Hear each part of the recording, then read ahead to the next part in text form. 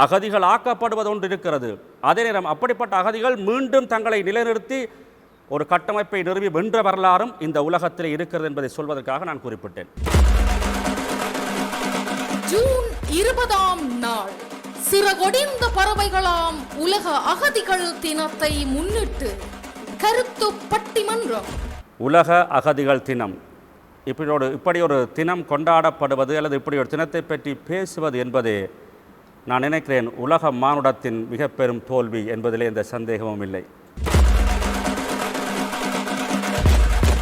நடுவர் ஈழ கவிஞர் கவிராஜராஜன், கவிஞர் கு வீரா தலைமையில் புலம்பெயர்ந்து வாழும் ஈழ தமிழர்களுக்கு அவர்களின் தனித்துவ அடையாளங்களை பேணுவது என்பது சாத்தியமாக இருக்கிறது, சவாலாக இருக்கிறது. திரு ஜெயராஜசிங்கம். பையோடு போனவர்கள் இன்றைக்கு பை நிறைய காசு சேர்த்து எங்களுடைய தேசத்துக்கு அனுப்புகிறார்கள். இது உங்களுக்கு தெரியுமா ஐயா? திரு புதுவை அன்பன். எப்பவுமே புகழ்ந்து தற்பெருமை பேசிய கெட்டுப்போன இனம். எல்லோரும் தங்களுடைய கருத்துக்களை எதற்காக சொல்லியிருக்கிறோம் என்றால் இந்த இனத்தினுடைய நல்லதற்காகத்தான் இந்த கருத்து நிலைகளை இங்கே மோதிக்கொண்டிருக்கிறது என்பதை நீங்கள் முதலில் புரிந்து கொள்ள வேண்டும். ஸ்ரீமதி தனிஷ்டா சத்யேந்திரா. அந்த வெள்ளக்காரனோ அல்ல வெள்ளக்கார பெண்ணோ மணமகனாக இங்கு வந்து எங்கள முறைப்படி திருமணம் செய்திருக்கிற விடயங்களை கூட நாங்கள் கண்ணாறு கண்டு கொண்டிருக்கின்றோம். ஸ்ரீமதி கீர்த்திகா மெய்யரசு. ஒரு காலத்துல எல்லா குடும்பத்திலுமே தமிழ் தான் பேசுவார்கள். தற்போது அம்மா என்ற அழகிய வார்த்தை மாம் மோம் மம்மி இப்படித்தான் இருக்கு.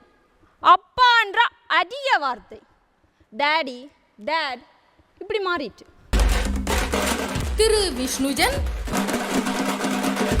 வேரூன்றிய ஆணி வேர் மேல் மரம் பட்டாலும் அந்த வேரிலிருந்து அடுத்த ஒரு விருட்சம் முளைத்துக் கொண்டுதான் இருக்கும்.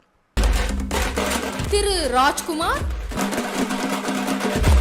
என் தாய் தேசம் பெற முடியாமல் ஏங்குகின்ற எத்தனையோ உறவுகள் இன்றும் அங்கு கண்ணீர் சிந்திக் கொண்டிருக்கிறார்கள். அந்த உறவுகள் தங்களுடைய இருப்பிற்காக இன்றும் போராடி கொண்டிருக்கின்றார்கள். அடையாளத்தை பேணுவது என்பது ஏதோ பேட்டியை கட்டிட்டு வாரது இல்லை அன்புக்குரியவர்களே. எல்லாவற்றிலும் அது இருக்க வேண்டும். அடிப்படையிலே பொருளாதாரத்திலே அது இருக்க வேண்டும். அன்னதானத்தில் பார்த்தால் முன்னுக்கு இழுத்து கட்டி கொண்டிருக்காங்களா? பேட்டியெல்லாம் கட்டிக்கொண்டு ஆறு வெள்ளக்காரன் முன்னுக்கு இருந்து தலைவாழையில் போட்டு அறுசுவை கறிகளும் போட்டு வடை பாயாசம் வாழைப்பழம் எல்லாம் போட்டு பிணைஞ்சு இப்படியே இல்லத்தை எடுத்தார் ஐயா. அங்கே எங்களுடைய பண்பாட்டு கூறுகள் கொஞ்சம் கொஞ்சமாக வளர ஆரம்பித்து விருட்சமாகிக் கொண்டிருக்கிறது. இங்கே அந்த வெளிநாட்டு மோகத்திலே ஊறிக்கொண்டு நாங்கள் தான் அதை கைவிட்டுக் கொண்டிருக்கிறோம். எங்கு வாழ்ந்தாலும் உலகினிலே நான் ஏதிலி என்ற பேர் வாங்குகிறேன். நிச்சயமாக நடைபெறவர்களே, அவர்கள் எங்கு இருந்தாலும் எனது தாய் தேசம் என்று உரிமையோடு சொல்லுகின்ற அந்த உணர்வு இருக்கிறது என்றால் அது நிச்சயமாக என் தாய் தேசத்திலே தான் இருக்கிறது. அவர்கள் ஒன்றுமில்லாமல் இங்கே வந்தவர்கள் எங்கள் வாழ்வை பாதிக்கிற அளவுக்கு அவர்கள் வந்துவிட்டார்கள் என்ற பொழுது எந்த நாடும் தன்னுடைய குடிகளை கவனித்துக் கொண்டுதான் இருக்கும், பாதுகாக்க முற்படும். அது தவறும் கிடையாது. மிக முக்கியமானது. இதனால் நாங்கள் தவறாக சொல்ல முடியாது. ஆனால் இந்த பூமி பந்துக்கு சொந்தக்காரர்கள் எங்களுக்கு இந்த உலகத்தில் சொந்தமாக குந்தி இருக்க ஒரு குளிநிலம் இல்லை. மொழி அழிந்து போகிற பொழுதும் கட்டமைக்கலாம், கலாச்சாரம் அழிந்து போகிற பொழுதும் ஏதோ செய்து கொள்ளலாம், பழைய ஆய்வுகளை எடுத்து செய்து கொள்ளலாம், வாழ்வியல் செய்து கொள்ளலாம், பொருளாதாரம் செய்து கொள்ளலாம், என்னுடைய எதையும் மீள கட்டமைக்கலாம். அன்புக்குரிய உறவுகளே, நிலத்தை இழந்தால் எதை வைத்து கட்டமைப்பீர்கள்? இவர்கள் பேச எங்களுடைய சிந்தனைகளிலே புதிய சிந்தனைகள், அவர்கள் கருத்துக்கள் எங்களுடைய மூளையிலே வந்து பதிய அது வேறு திசை நோக்கி நகர்ந்து இப்போ ஒரு குழப்பத்திலே வந்து நிற்கிறது. என்ன முடிவெடுக்கிறன்னு தெரியாமல் குழப்பத்தில் வந்து நிற்கிறது. உலக மானுடம் விழிப்புற உணர்வை பகிர்வோம், உயரம் பெறுவோம். விட்டு பிடிப்பதன் மேதகு சோதியை தொட்டு தொடர்வன் தொலையா அப்பெருமையை எட்டும் என் ஆருயிராய் நின்ற ஈசனை மட்டு கலப்பது மஞ்சனமாமே. தெளிவுறவே அறிந்திடுதல் தெளிவுதர மொழிந்திடுதல் சிந்திப்பாருக்கே கழிவர உள்ளத்தில் ஆனந்த கனவு பல காட்டல் கண்ணீர் துளிவரவுள் உருக்குதலின் இவையெல்லாம் நீ அருளும் தொழில்களன்றோ ஒளிவளரும் தமிழ்வாணி அடியேனுக்கு இவை அனைத்தும் உதவுவாயே. பரம்பொருளை பணிந்து அனைவருக்கும் அன்பு கலந்த வணக்கங்களை தெரிவித்துக் கொள்கிறோம். ஜூன் 20 உலக அகதிகள் தினத்தை முன்னிட்டு வீரம் ஊடக நிறுவனம் நிகழ்த்துகின்ற சிறப்பு பட்டிமண்டபத்திலே கலந்திருக்கின்ற அனைவருக்கும் அன்பு கலந்த வணக்கம். மிக முக்கியமாக இந்த பட்டிமண்டபத்திலே கலந்து கொள்ள வந்திருக்கின்ற பேச்சாளர் பெருமக்கள், ஈழத்தின் புகழ்பூத்த பேச்சாளர்கள், இந்த பட்டிமண்டபத்தை சிறப்பான வகையிலே வலையொலிகளிலே பார்த்து கொண்டிருக்கின்ற அன்பர்கள், இந்த நிகழ்வுக்கு ஒத்துழைத்த அனைவருக்கும் அன்பு கலந்த வணக்கங்களும் நன்றிகளும். அன்புக்குரியவர்களே, முதலிலே உலகமெங்கும் இருக்கக்கூடிய அனைத்து அகதிகளுக்கும் அகதிகளாக்கப்பட்டவர்களுக்கும் எங்களுடைய ஆறுதல்களையும் அவர்களுக்கான நம்பிக்கையை முயற்சிக்கு எங்களுடைய பாராட்டுதல்களையும் முதலில் நாங்கள் இன்றைய நாளிலே தெரிவித்துக் கொள்கிறோம். உலக அகதிகள் தினம், இப்படி ஒரு தினம் கொண்டாடப்படுவது அல்லது இப்படி ஒரு தினத்தை பற்றி பேசுவது என்பதே நான் நினைக்கிறேன் உலக மானுடத்தின் மிக பெரும் தோல்வி என்பதிலே எந்த சந்தேகமும் இல்லை. மானுடம் தோற்கின்ற பொழுதுதான் இப்படியான நிகழ்வுகளையே நாங்கள் சொல்ல வேண்டியிருக்கிறது. எனவே மனித குலத்தின் தோல்வியின் அடையாளமாக இந்த ஒரு நாள் இருக்கிறது என்பதை முதலிலே மன வருத்தத்தோடு இந்த இடத்திலே பதிவு செய்ய கடமைப்பட்டிருக்கிறோம். உலக அகதிகள் என்று பார்க்கிற பொழுது ஐக்கிய நாடுகள் சபையிலே நான் நினைக்கிறேன் 2000 டிசம்பர் மாதம் 4 அளவிலே இந்த உலக அகதிகள் தினம் என்கின்ற விஷயம் தொடர்பான பிரகடனம் வெளியிடப்பட்டிருக்கிறது. 2001 ஜூன் மாதம் 20 முதலாக உலக அகதிகள் தினம் அனுஷ்டிக்கப்பட்டு வருகிறது. 2001 தொடங்கின்ற 2026 25 ஆண்டுகள் நினைக்கிறேன் உலக அகதிகள் தினத்தினுடைய வெள்ளி விழா ஆண்டிலே நாங்கள் நிற்கிறோம். அதற்கு முன்பதாக அதாவது ஆப்பிரிக்காவில் இருக்கக்கூடிய ஆப்பிரிக்க அகதிகள் தினம் என்று கொண்டாடப்பட்ட ஜூன் 20 தான் ஐக்கிய நாடுகள் சபையினாலே பிறகு அங்கீகரிக்கப்பட்டு உலக அகதிகள் தினமாக கொண்டாடப்பட்டிருக்கிறது.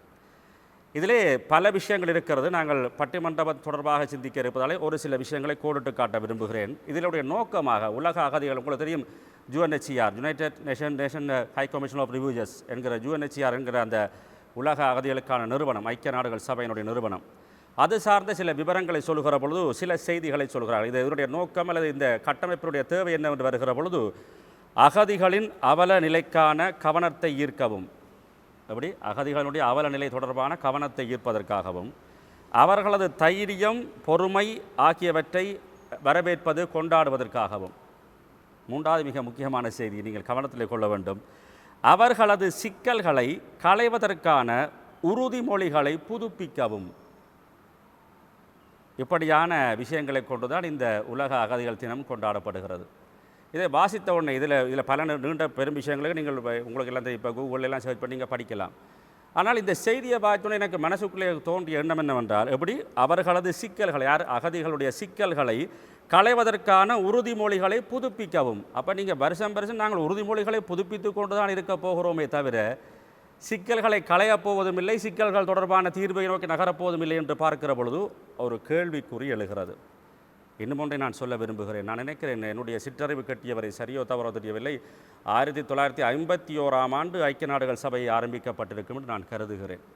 ஏன்னா 47 உலக போருக்கு பிறகு ஒரு உலக நாடுகள் எல்லாம் போரில்லாத எல்லா நாடுகளுக்கும் இணக்கமான ஒரு கட்டமைப்பு பெற வேண்டும் என்று ஐக்கிய நாடுகள் சபை ஆரம்பிக்கப்பட்டிருக்கிறது. அப்போ 1951 என்று சொன்னால் 2000 அளவிலே தான் இந்த உலக அகதிகள் பற்றிய தினத்தை கொண்டாடுவதற்கு ஐக்கிய நாடுகள் சபை தயாராக இருக்கின்றது. அது எப்படி என்றால் அது இன்னும் விளக்கமாக சொல்கிறார்கள், ஐக்கிய நாடுகள் சபையினுடைய பொன்விழா ஆண்டிலே உலக அகதிகள் தினம் கொண்டாடப்படுவதற்கான தீர்மானம் எடுக்கப்பட்டிருக்கிறது. அப்போ ஜோதிச்சு பாருங்கள், உலக நாடுகள் எல்லாத்தையும் ஏதோ ஒரு வழியிலே போர் இல்லாமல் எல்லா மனிதர்களையும் மதிக்கக்கூடிய உரிமைகளோடு இருக்கக்கூடிய தேவைக்காக உருவாக்கப்பட்ட ஐக்கிய நாடுகள் சபையினுடைய பொன்விழா ஆண்டிலே 50வது ஆண்டிலே தான் உலகத்தினுடைய அகதிகள் தொடர்பாக நாங்கள் ஒரு தினத்தை கொண்டாடுகின்ற முடிவுக்கே வந்திருக்கிறோம் என்றால் இதுவும் மனித குலத்தின் மாபெரும் தோல்வியாக நாங்கள் சொல்லியே ஆக வேண்டும். இந்த ஐக்கிய நாடுகள் சபை அல்லது மனித உரிமைகள் சார்ந்து பல சாதனைகள் நிகழ்த்தப்பட்டது, அதிலே மாற்று கருத்தில்லை. ஆனால் எல்லாவற்றுக்கு பின்னாலும் நாங்கள் வளமையாக சொல்வது போல அரசியல் என்பது மிக ஆடைத்தரமாக இருக்கிறது. அதை வேறொரு தளத்திலே நாங்கள் பேசலாம். இப்படி பார்க்கிற பொழுது உலக அகதிகள் தினம் இன்றைக்கு மிக முக்கியமான ஒரு நாளாக இருக்கிறது. இது தொடர்பாக நீங்கள் தொடர்ந்து பல விஷயங்களை நீங்களாகவே தேடி பார்த்து கொள்ளலாம். அப்போ இப்படி உலக அகதிகள் என்று வருகிற பொழுது உலக நாடுகள் முழுக்க பல இடங்களிலே அதிகமாக அகதிகளாகின்ற தன்மை எங்கே என்று கேட்டால் போரினாலே தான் அதிகமான அகதிகளாக உருவாக்கம் பெற்றிருக்கிறார்கள். இயற்கை அனர்த்தம் என்று இருக்கிறது, அது மறுப்பதற்கு. ஆனால் அதை தாண்டி இன்றைக்கு உலகத்திலே அகதிகள் என்கின்ற சொல்லு அது சார்ந்த விஷயம் என்பது போரினாலே வந்திருக்கிறது. அதே நேரம் அப்படி போரினாலோ அல்லது ஏதோ துன்பத்தினாலோ இடம்பெயர்ந்து புலம்பெயர்ந்த அந்த அகதிகளுடைய ஒருங்கிணைப்பை சாத்தியமாக்கி என்று வருகிற பொழுது நாங்கள் உலக நாடுகளில் எல்லோரும் முன்னுதாரணமாக சொல்கிற ஒரு இனம் எது என்று கேட்டால் யூத இனம். அதில் எந்த சந்தேகமும் இல்லை. இப்பொழுதும் நான் சொல்கிறேன், அவர்களுடைய யூதர்களுடைய அரசியல், அவர்களுடைய சரி தவறுகளை பற்றி நாங்கள் இங்கே பேசப் போவதில்லை. எங்களை பொறுத்த வரைக்கும் நாங்கள் ஈழத்தமிழர்களாக எங்கெங்கு நல்ல விஷயங்கள் இருக்கிறதோ அவற்றை பெற்றுக்கொள்ள வேண்டும் என்பதுதான் எங்களுடைய ஆணித்தரமான கருத்து. அப்போ யூதர்களுடைய வாழ்வியலை பார்க்கிற பொழுது அவர்களுடைய அந்த அவல வாழ்வினை அவர்கள் 2000 ஆண்டுகளாக தங்கள் தலைமுறைக்கு கடத்தி வந்து ஒரு பெரிய வெற்றியை பெற்றிருக்கிறார்கள். அந்த வரலாறு உங்களுக்கு தெரியும். 2000 ஆண்டுகளாக ஒரு இனத்தினுடைய செய்தியை, ஒரு இனத்தினுடைய லட்சியத்தை, ஒரு இனத்தினுடைய வேட்கையை 2000 ஆண்டுகளாக தலைமுறையாக கடத்தி ஒரு இலக்கை அடைந்திருக்கிறார்கள் என்று பார்க்கிற பொழுது 20 ஆண்டுகளுக்குள்ளேயே ஈழத்தமிழினம் எங்கே போயிருக்கிறது என்கின்ற கேள்வியையும் நீங்கள் எழுப்பியாக வேண்டும். அந்த வரலாறுகளை நீங்கள் கவனித்துக் கொள்ள வேண்டும் அன்புக்குரியவர்கள். ஏன்னா நான் வளமையாக பல இடங்களிலே சொல்வது போல இன்றைக்கு இருக்கக்கூடிய சமூக வலைத்தளங்கள் ஊடகங்களூடாக வருகிற செய்திகள், விமர்சனங்கள் எல்லாமே பலவிதமான கோணங்களிலே ஆராயப்படுகின்றன. உண்மையை தேடி நீங்கள் பார்க்க வேண்டுமென்றால் மூல நூல்களை நோக்கி நீங்கள் நகர வேண்டும், மூல செய்திகளை நோக்கி நீங்கள் நகர வேண்டும், அடிப்படை விடயங்களை நோக்கி நாங்கள் நகர வேண்டும். யாருடைய ஒரு பேட்டி, ஒருவருடைய கருத்து, ஒருவருடைய கட்டுரையை வாசித்துவிட்டு இதுதான் வரலாறு என்று நினைத்தால் அது கேள்விக்குறியானதாக இருக்கும். அப்போ இதெல்லாம் ஏன் சொல்ல வருகிறோம் என்றால், அகதிகள் ஆக்கப்படுவது ஒன்று இருக்கிறது. அதே நேரம் அப்படிப்பட்ட அகதிகள் மீண்டும் தங்களை நிலைநிறுத்தி ஒரு கட்டமைப்பை நிறுவி வென்ற வரலாறும் இந்த உலகத்தில் இருக்கிறது என்பதை சொல்வதற்காக நான் குறிப்பிட்டேன். இப்பொழுது இத்தகைய பின்னணியை வைத்துக்கொண்டு உலக அகதிகள் தினத்தை மையப்படுத்தி கொண்டு ஈழத்தமிழர்களுடைய வாழ்வியல், ஏன்னா இன்றைக்கு உலக அகதிகள் என்று வருகிற பொழுது ஈழத்தமிழர்கள் தவிர்க்கப்பட முடியாதவர்களாக இருக்கிறார்கள். உலகம் முழுக்க இன்றைக்கு ஈழத்தமிழர்கள் அகதிகளாக இருக்கிறார்கள். உள்ளூரில் இருந்து அகதிகளாக வரைக்கும் உலக லெவலில் அகதிகளான ஒரே இனமாக நாங்கள் தான் இருக்கிறோம். இதில் மாற்றுக்கிறது என்றால் உள்ளூரிலே கூட இடப்பெயர்வு. என்னை பொறுத்த வரைக்கும் நான் நினைக்கிறேன், எங்களுடைய இனத்தின் சார்பாக சிந்திக்கிற பொழுது இந்த 56 இனக்கலவரங்கள், 73, 78 இனக்கலவரங்களுக்குள்ளே ஒரு இடப்பெயர்வு உள்ளுக்குள்ளே இலங்கை தீவுக்குள்ளே நடைபெற்றிருக்கிறது. அதுக்கு பிறகு பார்த்தீங்கன்னா இந்த இயற்கை ஆலை அநேகமாக கிழக்கு மாகாணங்களே மட்டக்களப்பு போன்ற பகுதியில் இயற்கை அனர்த்தங்களினால் கூட அகதிகளான தன்மை இருக்கிறது. ஆனால் மிகப்பெரிய ஒரு அகதிகளான பெரும் தன்மை என்பது போரினாலே நிகழ்ந்திருக்கிறது. அதிலும் மிகப்பெரிய இடப்பெயர்வு அகதி வாழ்வினுடைய உச்சம் என்று சொல்வதென்று கேட்டால் 1995ஆம் ஆண்டு யாழ்ப்பாண இடப்பெயர்வை நாங்கள் உதாரணத்துக்கு சொல்லிக்கொள்ளலாம். அப்போ நாங்கள் எதுவளவற்றை இழந்து கொண்டு இருக்கிறோம். ஏன்னா கூட வந்தவர்களில் பல பேர் இல்லை, கூட வந்த பொருட்களை விடுங்கள், பொருட்கள் எல்லாத்தையும் விட நம்பிக்கை தகர்ந்து வருகிற அந்த இடப்பெயர்வு, அந்த வலி இருக்கிறது, அது உச்சமானது. இப்படி பார்க்கிற பொழுது இப்படியான இந்த அகதி வாழ்வுகளே ஈழத்தமிழரை பொறுத்த வரைக்கும் ஈழத்திலே இருந்து எப்படி இடப்பெயர்வு, புலப்பெயர்வு, அகதி வாழ்வு ஆரம்பிக்கிறது என்று பார்த்தால் அதை 3 கட்டமாக நாங்கள் பிரிக்கலாம். மிக சுருக்கமாக சொல்லிவிட்டு பட்டிமண்டபத்துக்குள்ளே நுழையலாம். எப்படி என்று கேட்டால், அதிகபட்சமாக 1980ஆம் ஆண்டினுடைய முற்பகுதி 80ஆம் ஆண்டு காலப்பகுதியிலே இங்கே இருந்து வெளிநாடுகளுக்கு தமிழர்கள் போயிருக்கிறார்கள். அதிகபட்சம் விகிதாசார அடிப்படையிலே, அவர்கள் தகுதியின் அடிப்படையிலே, வேலை வாய்ப்பு மற்றும் பொருளாதார தகுதிகளின் அடிப்படையிலே, உதாரணமாக அந்த பொருளாதார வார்த்தைகளில் சொல்வதென்றால் மூளைசாலிகள் வெளியேற்றம் என்று சொல்லுவோம், பிரைட் ட்ரெயின் என்று சொல்லுவோம் இல்லையா, அப்படி போன ஒரு காயம் இருக்கிறது. என்றால் நீங்கள் மலேசியா போன நாடுகள்லாம் பார்த்தீங்கன்னா அந்த காலத்தில் போனவர்கள் பெரிய சாதனைகளாக இன்றைக்கு படைத்து கொண்டிருக்கிறார்கள். ஐரோப்பிய நாடுகளில் போனவர்கள் இருக்கிறார்கள். அப்போ 80 காலகட்ட பகுதியிலே போனது அதிகபட்சம், எல்லா விதமாக போனாலும் அதிகபட்சம் என்ன சொல்வது, ஒரு மூலசாலிகள் வெளியேற்றமாக தகுதிகான அடிப்படையிலே போச்சு. அதுக்கு பிறகு பார்த்தீங்க என்றால் இந்த போரினுடைய தாக்கம் காரணமாக அகதி அந்தஸ்து கோரி புறப்பட்ட அணிதான் மிகப்பெரிய அணியாக இருக்கிறது. ஈழத்திலேருந்து போன அணி போரின் காலத்திலே 2009 வரைக்கும் போனவர்கள் அகதி அந்தஸ்து கோரி அரசியல் பிரச்சனைகள் காரணமாக, இனப்பிரச்சனை காரணமாக இந்த நாட்டை விட்டு அகதிகளாக போனார்கள். 2009க்கு பிறகு இன்றைக்கு வரைக்கும் போய்கொண்டிருப்பவர்களிலே கணிசமானவர்களிடம் அரசியல் பிரச்சனை சொல்லப்படுகிறது. மிகுதியானவர்கள் பெரும்பாலும் பொருளாதார அடிப்படையிலே இன்றைக்கு புலம்பெயர்ந்து கொண்டிருக்கிறார்கள். இந்த 3 கோணம் இருக்கிறது. இப்படித்தான் போகிறார்கள்.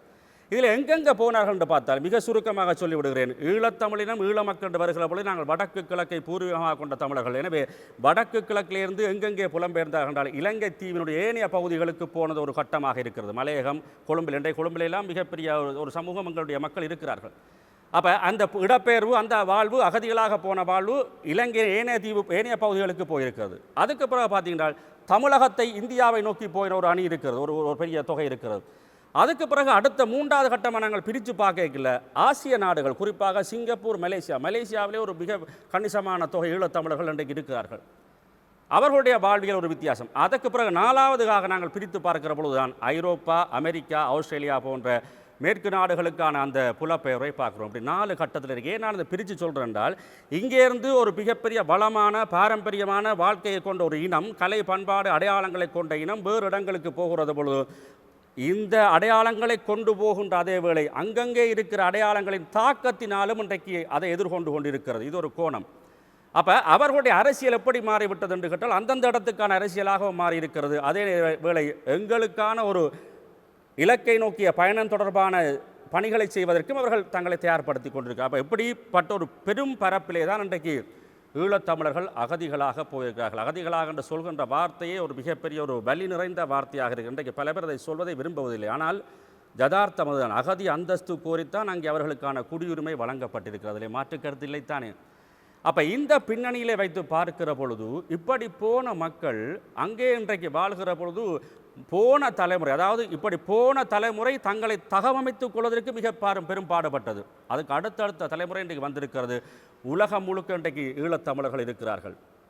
இந்த பின்னணியை வைத்து கொண்டுதான் அப்படி உலகம் முழுக்க இருக்கிற அந்த புலம்பெயர்ந்த தமிழர்கள் எங்களுடைய வாழ்வியல், இந்த மண் தொடர்பான எங்களுடைய அடையாளங்களை அங்கே பேணிக் கொண்டிருப்பது சாத்தியமாக இருக்கிறதா, சவாலாக இருக்கிறதா என்பதுதான் இன்றைய பட்டிமன்றத்தினுடைய செய்தியாக இருக்கிறது. எனவே இன்றைய ஒரு அற்புதமான வலி நிறைந்த வழியை நோக்கி தேடுகின்ற ஒரு நாளிலே இதை பற்றி நாங்கள் சிந்திக்க இருக்கிறோம்.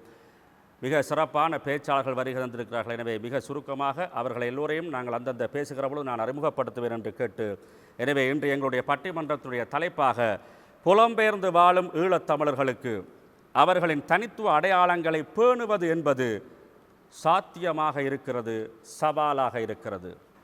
உண்மையிலே சாத்தியமாகிறது என்கின்ற அணியினுடைய தலைவராக திரு சூனா ஜெயராசிங்கம் அவர்கள் தன்னுடைய உரையை ஆரம்பிக்க இருக்கிறார். அவர் ஒரு மிக சிறந்த வில்லிசை கலைமானி, வில்லிசை கலைஞராக இருக்கக்கூடிய ஒரு அருமையான கலைஞர். அதை தாண்டி எங்களுடைய ஈழ மக்களுடைய வாழ்வியலிலே மக்களுடைய புனர்வாழ்வு தொடர்பான மிக பெரும் பணிகளை ஆற்றிய ஒரு பெருமான். உங்களுக்கு அவரை பார்க்கிற பொழுதே தெரிந்தவர்களுக்கு தெரியும். இப்பொழுது அவர் ஒரு மிக சிறந்த ஒரு 5 நட்சத்திர விடுதி ஒன்றிலே ஒரு முகாமையாளராக பணியாற்றி கொண்டிருக்கிறார். எங்கெங்கெல்லாம் சமூகம் சார்ந்த பணிகள் நடக்கிறதோ அங்கெல்லாம் தன்னை பிரசன்னப்படுத்தியிருக்கக்கூடிய ஒரு அற்புதமான மனிதர், மிக சிறந்த சிந்தனவாதி. புலம்பெயர்ந்து வாழும் ஈழத்தமிழர்களுக்கு அவர்களின் தனித்துவ அடையாளங்களை பேணுவது என்பது சாத்தியமாக இருக்கிறது என்கின்ற அணியினுடைய தலைமை தாங்கி அவருடைய தலைமை கருத்தை வழங்க வருமாறு அன்போடு அழைக்கிறேன். வீரம் விளைந்து விளையாடிய எம் தேசத்திலே வீரனாய், வீரக்கவிஞனாய், புலம்பெயர் தேசமெல்லாம் சென்று ஆன்மீக பணியாற்றி கொண்டிருக்கின்ற இன்றைய பட்டிமன்றத்தினுடைய நடுவராக வீற்றிருக்கின்ற எனது அன்புக்கும் மதிப்புக்கும் உரிய கவிஞர் கூன வீராய்யா அவர்களே, சக பேச்சாளர்களே, எதிர்த்தரப்பு பேச்சாளர்களே, உங்கள் அனைவருக்கும் எந்நேர இந்த வணக்கத்தை தெரிவித்து கொண்டு, சாத்தியமாக இருக்கிறது என்ற தலைப்பிலே நான் பேச வந்திருக்கிறேன். இந்த சவாலாக இருக்கிறது என்று சொல்ல வந்திருக்கின்ற எனது அன்பர்கள், அதுவும் எனக்கு சரியான கவலை பாருங்க. இன்றைக்கு ஏனென்று கேட்டால், எத்தனையோ நாடுகளுக்கு கவிப்பயணமாக கலைப்பயணமாக சென்றிருந்த எங்களுடைய புதுவை அன்பண்ணா கூட இன்று அங்காலே வந்திருக்கிறார். எனக்கு சரியாக கவலையாக இருக்குது. ஏனென்றால் இங்கால வர வேண்டியாய் அங்கால போயிருக்கிறார். எனக்கு தெரியல, தெரிஞ்சிருந்தால் விட்டுருக்க மாட்டேன். எனவே இந்த புழுகு மூட்டைகளை எல்லாம், அதாவது சவாலாக இருக்கிறது என்று சொல்கிறது என்ன ஐயா சவால்? என்ன சவால்? இந்த புழுகு ஊட்டைகளை எல்லாத்தையும் அவிட்டு விடுறதுக்கு தயவு செய்து சவாலாக இருக்கிறது என்று பேச வந்திருக்கிறவர்களே சிந்தித்து பேசுமாறு அன்போடு கேட்டுக்கொண்டு என்னுடைய கருத்துக்கு வருகிறேன். நடுவர் அவர்களே, இந்த உலகத்திலே நீங்கள் சொன்னது போல அகதிகளாக எல்லோரும் சென்றிருக்கிறார்கள். எம் தேசத்திலே இருந்து அகதிகளாக சென்றவர்கள் பல காரணங்களுக்காக, உயிருக்கு பயந்து, உடைமைகள் எல்லாம் அழிந்து விடும் என்று பயந்து 83, 80, 53, இறுதியாக 90, 93 எல்லாம் சென்றார்கள். பையோடு போனவர்கள் இன்றைக்கு பை நிறைய காசு சேர்த்து எங்களுடைய தேசத்துக்கு அனுப்புகிறார்கள். இது உங்களுக்கு தெரியுமா ஐயா? விசேஷமாக பாருங்க, இன்று பணத்தை அள்ளி அள்ளி அள்ளி இந்த நாட்டுக்கு கொடுக்கிறார்களே, அவர்களுக்கு சவால் இருக்கிறது. சாத்தியமாக எத்தனை விஷயங்களை செய்து கொண்டிருக்கிறார்கள் ஐயா. நடுவரவர்களே, உங்களுக்கு நான் ஒன்றை சொல்ல வேண்டும். நீங்கள் இந்த தேசமெல்லாம் சென்று வார்னீங்கள். கடந்த வருடம் நடுவர் அவர்கள் ஜெர்மனியிலே நிற்கிற பொழுது நான் அவரை பார்க்கிற சந்தர்ப்பம் எனக்கு கிடைத்தது. நானும் அடிக்கடி வெளிநாட்டுக்கு சென்று வாரது. அந்த வகையில் தான் சாத்தியமாக இருக்கிறது என்பதை ஆணித்தரமாக எடுத்துரைக்க வந்திருக்கிறேன். ஐயாவை சந்திப்பதற்காக நாங்கள் சென்றிருந்தோம். அங்கே சென்ற வேளையிலே சனம் இதென்னையா தேர் காட்டி திருவிழா காட்டுற எங்கட நாடு என்ன, வந்து பாருங்க, ஜெர்மனியிலே வந்து பாருங்க, அந்த மக்கள் எப்படி வாழுகிறார்கள் என்று பாருங்கள், பையோடு போனவர்கள் இன்று எப்படி இருக்கிறார்கள் என்று பாருங்கள். ஐயாவை சந்திக்க முடியல. ஐயாவுடைய பேச்சு நடக்குது. நாங்கள் வெளியிலேருந்து பார்த்தோம், ஐயாவையும் தெரியல, சனத்தையும் தெரியல. ஒரு மாதிரி இடித்து கொண்டு போய் பார்த்தேன். முன்னுக்கு வரிசையில் இருக்கிற வெள்ளக்காரன் ஐயா, இங்கால தமிழன் இருக்கிறான், வெள்ளக்காரனும் கைதட்டுறான். எனக்கு அதிர்ந்து போனேன். தென்னையா ஐயா தமிழில் பேசுகிறா, வெள்ளக்காரன் தமிழ் போட்டு கைதட்டுறான் என்று சொல்லியிருக்கலாம். மிகவும் சந்தோஷமாக இருக்குது. தமிழர்கள் எல்லாம் இருந்தார்கள், பார்த்தோம், ரசித்தோம். இதெல்லாம் நம்ம ஆக்கள் சும்மா சாதாரணப்பட்ட ஆக்கள் நினைக்காதீங்க. அவன் அங்கே போனதுன்னு தன்னை நாட்டு பழக்க வழக்கம் எல்லாவற்றையும், கலை கலாச்சார பண்பாட்டு விளிமைகள் எல்லாரையும் பழகிட்டான் ஐயா. அது மட்டுமல்ல, சாப்பிட்றதுக்கு நாங்கள் அன்னதானம் நடந்தது. ஐயா இருக்கிறார். ஏனென்றால் எங்கள் சார்பாக தீர்ப்பு வழங்க வேண்டும் என்று அன்பாக கேட்டுக்கொள்கிறேன். அன்னதானம் நடக்குது. அன்னதானத்தில் பார்த்தால் முன்னுக்கு இழுத்து கட்டி கொண்டிருக்கிறாங்களா, வேட்டியெல்லாம் கட்டிக்கொண்டு. வெள்ளக்காரன் முன்னுக்கு இருந்து தலைவாழையில் போட்டு அறுசுவை கறிகளும் போட்டு வடை பாயாசம் பாலப்பழம் எல்லாம் போட்டு பிணைஞ்சு இப்படியே இழுத்து என்று எடுத்தார் ஐயா. எங்கட நாட்டில் நடக்க வெக்கப்படுவாங்க. எங்கட நாட்டில் தேவாரம் சொல்லுவதற்கே வெக்கம். இப்படியாக இந்த அகதிகளாக வாழ்ந்து அவன் விரலை சூப்பி கொண்டு திரிகிறான். வெள்ளக்காரன் ஸ்பூன்ஸோட, அதாவது முள்ளு கரண்டியோட தெரிஞ்சவன் அங்கே இந்த பாயாயத்தையும் வடையம் போட்டு இப்படி இழுத்து போட்டு விரலை சூப்புறான் ஐயா. எங்கட மக்கள் பழக்க கொடுத்த பழக்கம். ஏனென்றால் நாங்கள்லாம் அப்படித்தான் இங்கே வாழ்ந்த நாங்கள். எங்களுடைய மக்களை குறை கூறி விடாதீர்கள். சாத்தியமாக இருக்கிறாள். கோடாதி கோடி பணங்களை இங்கே அனுப்பி மாட பாபுர கூட கோபுரங்கள் எல்லாம் கட்டி வைத்திருக்கிறார்கள். யாரையா இந்த பணம் கொடுத்தவர்கள்? எப்படி உங்களுக்கு மனம் வந்தது? சவாலோடு இருக்கார். யாரையா போய் பார்த்தீங்கள்? அண்ணா போய் பார்த்து புதுமை பேசக்கூடாது. ஏனென்று கேட்டால் அவர் வந்து உண்மையே பேச வேணும். அதுதான் நான் சொல்கிறேன். உண்மையே பேச வேண்டும் தயவாக கேட்டுக்கொண்டு, அன்பார்ந்த இன்னும் நிறைய கருத்துக்கள் இருக்கிறது. எங்களுடைய மக்கள் டாக்டராக, இன்ஜினியர்களாக, அட்வொகேட்டாக, அரசியல்வாதிகளாக, எம்பிகளாக, மேயராக எல்லாம் போயிட்டார்கள் ஐயா. அவர்கள் அகதிகள் என்று சொன்னால் ஐயா நடுவர் சொன்னது போல கோபம் பெறும். அவர்கள் அகதிகளில் அற்புதமான மனிதர்களாக மாறிவிட்டார்கள். குழந்தைகள், பிள்ளைகள் எல்லாத்தையும் மாறிவிட்டார்கள். கலை கலாச்சார பண்பாட்டு விளிமியங்களுக்கு ஏற்றவாறு எங்களுடைய மண்ணிலே இருக்கிற எந்த கலை கலாச்சாரம் இருக்கிறதோ அத்தனையும் வெள்ளக்காரனுக்கும் பழக்கி கொடுத்து தானே நடந்து செய்கிறார்கள். அங்கே பிரச்சனை செய்கிறான் வெள்ளக்காரன், காவடி எடுக்கிறான், தூக்கு காவடி எடுக்கிறான் வெள்ளக்காரன். எங்களுடைய பெண்கள் எல்லாம் அந்த வெள்ளக்கார பெண்கள் சேலை அணிந்து அழகிலே வேல் பாய்ச்சி பால்குடம் எடுக்கிறார்கள் ஐயா. நெதர்லாந்திலே நடந்த விஷயம் பார்த்தோம். எனவே அங்கே இருக்கின்ற போது புலம்பெயர்ந்த தமிழர்கள் அத்தனை பேரும் மிக செல்வந்தர்களாக எங்களை நாட்டை மறக்கவில்லை, எங்களை மக்களை மறக்கவில்லை, எங்களோடு இருந்து எங்களுக்கு இன்றும் உதவி கொண்டு இருக்கிறார்கள். எனவே எந்த சவால்களும் அவருக்கு இல்லை என்று கூறிக்கொண்டு வாய்ப்புக்கு நன்றி கூறி விடைபெறுகிறேன். நன்றி, வணக்கம். அன்புக்குரியவர்களே, பார்த்தா இப்போ வெள்ளக்காரர்களுடைய அம்பாசிடர், தூதுவர் மாதிரியே எங்களுடைய ஜெயராசிங்கம் அண்ணா அவர்கள் தன்னுடைய கருத்துக்களை முன்வைத்திருக்கிறார். அதில் சொல்கிற மிக முக்கியமான விஷயம் ஒன்று இருக்கிறது. என்னென்னா, எங்கடையாக்கள் எங்களுடைய அடையாளங்களை அங்கே பேணுகிறது சாத்தியமானால் அவர்கள் தாங்களும் பேணி அந்த நாட்டுக்காரனுக்கே பழகிட்டான், பிறகு எப்படி நீங்கள் இதை மறக்க முடியுங்கிற ஒரு ஆணித்தரமான வாதத்தை முன்வைத்திருக்கிறார். அப்போ அந்தளவு தூரம் தான் கண்டதை, எங்கே கேட்டது பார்த்ததுன்றதை விட தான் நேர கண்டு அனுபவித்த விஷயங்களை இங்கே அவர் வந்து சொல்லுகிற பொழுது ஒரு மிகப்பெரிய நம்பிக்கை ஒன்று வருகிறது. எங்களுடைய அடையாளங்களை எங்களுடைய மக்கள் அங்கே சாத்தியமாக்கி இருக்கிறார்கள் என்கின்ற திமிர் எங்களுக்குள்ளும் ஒரு உள்ளூர வருவதை நாங்கள் பார்க்கிறோம். அதில் எந்த மாற்று கருத்தும் இல்லை. ஆனால் இந்த சாத்தியமாக்கி இருக்கிற அந்த விஷயம், அதனுடைய தன்மை என்ன? அது உண்மை தானா, அல்லது அதுவும் இந்த ஃபேஸ்புக்கில் வர செய்திகள் மாதிரி ஒரு போலி செய்தியானா, அல்லது ஒரு மாயத்தோட்டமா, இல்லை அந்த மாயாண்டு மாயத்தோட்டம் தானா? இதை பற்றி ஆழமாக நாங்கள் பார்க்க வேண்டும். உணர்ச்சி வசப்படாமல் நாங்கள் அறிவுபூர்வமாக பார்க்க வேண்டும் என்கின்ற ஒரு கேள்வி எழுகிற பொழுதுதான் அதை மறுத்து அதெல்லாம் சாத்தியமில்லை, சாத்தியம் என்று நினைக்கிறதெல்லாம் உண்மையாக சாத்தியமாக இல்லை, அது சவாலாகத்தான் இருக்கிறது என்கிற கருத்தை வலியுறுத்துவதற்காக சவாலானது என்கின்ற அணியினுடைய தலைமை பேச்சாளர் எங்களுடைய மதிப்பார்ந்த திரு புதுவை அன்பன் அவர்கள். உண்மையிலே அவரை பற்றி நான் உங்களுக்கு சொல்ல வேண்டிய தேவையில்லை என்று அவரை பார்க்கிற பொழுதே உங்களுக்கு தெரியும் என்றால் அவரை பற்றி தெரிந்தவர்கள் நிறைய பேர் இருக்கிறீர்கள். என்னை கேட்டால் எங்களுடைய ஈழத்தமிழர்களுடைய நாடகத்துறையின், இன்னும் குறிப்பாக சொல்லப்போனால் எங்களுடைய தமிழருடைய பாரம்பரிய கலையாக இருக்கிற தெருக்கூத்து கலையினுடைய பிதாமகர்களுள் ஒருவராக அவரை நாங்கள் பார்க்கலாம். வன்னி காலங்களிலே களமுனையிலே எங்களுடைய உறவுகள் செய்த மிக பெரும் சாதனைகளைப் போலவே தெருமுனைகளிலே மிக பெரும் சாதனைகள் நிகழ்த்திய வரலாறு அவருக்குரியது. அதை தாண்டி நான் ஆச்சரியமாக பார்ப்பது, அவரை நான் ஒரு முத்தமிழ் வித்தகராக பார்த்திருக்கிறேன். என்றால் சிறந்த ஒரு பேச்சாளர், சிறந்த ஒரு பாடகர், அதை தாண்டி சிறந்த ஒரு நாடகத்தினுடைய நடிகராக இருக்கக்கூடியவர். அவர் மேடையிலே நடிப்பார், அவருடைய வாழ்க்கையிலே எப்பொழுதும் நிஜமாகவே இருக்கிற அற்புதமான மனிதர். அத்தகைய பெருந்தகையும் இங்கே எங்களோடு வந்து கலந்திருப்பது எங்களுக்கு சிறப்பு. எனவே சவாலாகத்தான் இருக்கிறது என்கின்ற அணியினுடைய தலைமை பேச்சாளராக இருக்கிற மதிப்பார்ந்த திரு புதுமையன்பன் அவர்களை உங்கள் சார்பாக வரவேற்று மகிழ்கிறேன். வணக்கம், எல்லோருக்கும் வணக்கம். தற்பெருமை பேசி பேசியே தாழ்ந்து போனவன் தமிழன். அதைத்தான் இப்பொழுது எங்களுடைய அருமை நண்பர் ஜெயராஜ் அவர்கள் நிரூபித்து போட்டு போயிருக்கிறார். கல் தோன்றி மண் தோன்றா காலத்தில் முன் தோன்றிய, சும்மா இல்லையா, வாளோடு முன் தோன்றிய மூத்த குடி தமிழன். இதைத்தான காலங்காலமாக நாங்கள் பேசிக்கொண்டு பெருமைப்பட்டு போனோம். அப்படி பார்த்தால் இந்த உலகத்தின் இந்த பூமை பந்தின் சொந்தக்காரர்கள் நாங்கள். ஆனால் இந்த பூமி பந்துக்கே சொந்தக்காரர்கள் எங்களுக்கு இந்த உலகத்தில் சொந்தமாக குந்தி இருக்க ஒரு குளிநிலம் இல்லை. எங்கேயாவது மேடை இதை பற்றி நாங்கள் ஆராய்ஞ்சிருக்கிறோமா, பேசிக்கொண்டு இருக்கோமா? பேசி தற்பெருமை பேசி பேசிக்கே தாழ்ந்து போனவன் தமிழன். இப்படித்தான் நாங்கள் எங்கள் எதிர்காலத்தை பற்றி திட்டமிடுறையில், நாங்கள் எதிர்நோக்கிற பிரச்சனைகளை பற்றி யோசிக்கிறேன், அதுக்கு என்ன எங்களை தயார்படுத்தலாம் என்று யோசிக்கிறேன். எப்பவுமே புகழ்ந்து புகழ்ந்து தற்பெருமை பேசி பேசியே கெட்டுப்போன இனம். அவர் சொன்னார்,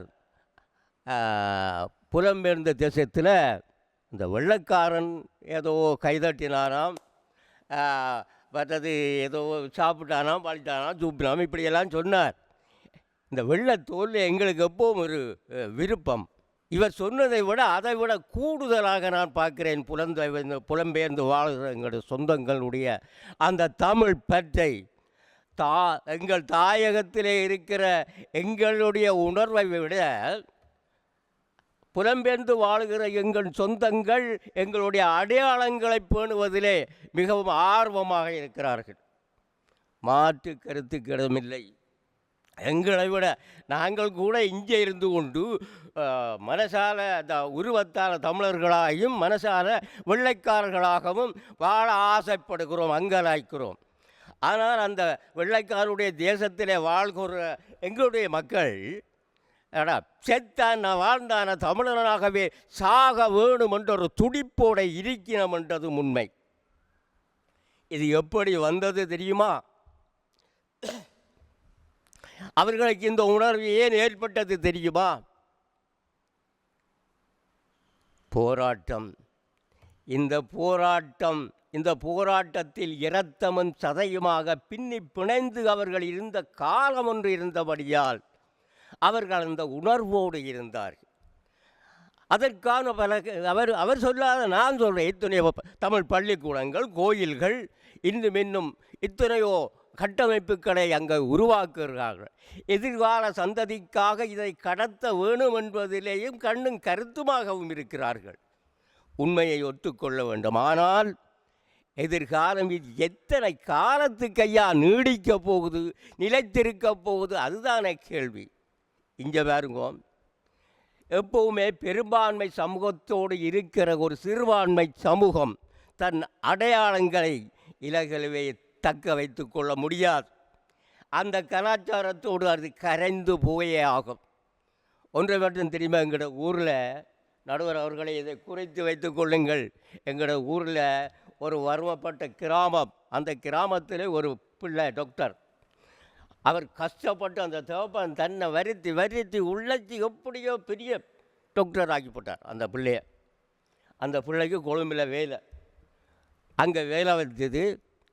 வேலை இருந்த காலத்தில் வேலையை செய்து கொண்டு இருக்கல, அங்கே வேலை செய்த இன்னொரு டாக்டர் பெரும்பான்மை இனத்தைச் சேர்ந்தவர். அவரோட விரும்பி 2 பேரும் கல்யாணம் செய்து போட்டு அங்கே இருந்துட்டினோம். அந்த பிள்ளைய படிப்பிச்ச அந்த முதியோர் கடைசி வரைக்கும் தன் பேர குழந்தையை தன் மடியில் வச்சு கொஞ்சம் முடியாமலே செத்து போச்சு. ஆனால் இப்படி இது அடுத்த கலந்தது என்ன, இதுவரை நாங்கள் அகதியாக இருக்கிற வரைக்கும் எங்கள் அடையாளங்களை நாங்கள் பாதுகாத்தோம் புலம்பெயர்ந்த தேசத்தில். ஆனால் இனி என்ன, அங்கேயும் எங்களோட பிள்ளைய டாக்டராக படித்து பெரிய பெரிய உத்தியோகங்களில் இருக்கிறோம். ஏன் பாராளுமன்றத்தில் உறுப்பினர்களாக இருக்கிறோம், மாநகர சபைகளை மேஜராக இருக்கிறோம். எங்களுக்குள்ளே ஒரு கூட்டு குடும்ப முறை, கூட்டு வாழ்க்கை முறை, கூட்டு குடும்ப முறை இருந்தது. அதுதான் எங்கள் அடையாளங்களை தக்க வைக்க காரணமாக இருந்தது. இப்போது இங்கேயே அந்த கூட்டு குடும்பங்கள் குறைஞ்சு போச்சு. அப்படி கூட்டு குடும்பம் வாழ்ந்தால் கூட அது நாகரிகம் இல்லை, பண்பாடு இல்லை என்று சொல்கிற நிலைமை இருக்கின்றது. எல்லாம் தனித்தனி, எல்லாரும் குடித்தனம். அப்படி தனித்தனிய குடித்தனமாக இருக்கிற எந்த இனமும் தன்னுடைய அடையாளங்களை பாதுகாக்கவே முடியாது. இப்போ அங்கே பாருங்க, எங்களுடைய பிள்ளைகள் டாக்டர் ஆகிட்டோம், எல்லாரும் அந்த கூட்டை விட்டு வெளியே போயிடும். அப்படியே கரைஞ்சு போகிற ஆபத்து இருக்குது. இதுவரை இந்த போராட்டம் இருந்த காரணத்தில் அந்த மக்கள் இந்த போராட்ட உணர்வோடு இருந்தினோம், ஒரு கூட்டுக்குள்ள கட்டமைப்புக்குள்ள வாழ்ந்து கொண்டிருந்திருக்கிறோம். ஆகவே இந்த கட்டமைப்புகள் கரைஞ்சு போகுது. கட்டாயம் இனி வரும் காலங்களிலே எங்கள் இளைய தலைமுறை இந்த எங்களுடைய இனத்தின் அடையாளங்களை பாதுகாக்கும் என்பது சாதாரண விடயமல்ல, அது சவாலான விடயம். வாய்ப்புக்கு நன்றி கூறி விடைபெறுகிறேன். நன்றி, வணக்கம். எங்களுடைய ஜெயராசிங்கம் அண்ணா அவர்கள் கருத்துக்களை சொன்னது பொழுது அதுதான் சரி என்ற மாதிரி பட்டுச்சு. இப்போ புதுவேன்பன் அவர்களுடைய கருத்தை பார்க்கிற பொழுது இதுதான் சரி என்பது போல எங்களுக்கு தெரிகிறது. மிக நுட்பமான ஒரு இடத்திலே அவர் கை வைத்தார். என்னவென்று கேட்டால், அடையாளங்களை பேணுவது என்றால் அடையாளங்களை பேணுவதனாலே பெருமைப்படக்கூடிய ஒரு கட்டமைப்பு இங்கே இருக்கிற பொழுது அடையாளங்களை பேணுவது சாத்தியமாக இருக்கிறது. நான் சொல்வது உங்களுக்கு புரியும் என்று நினைக்கிறேன்.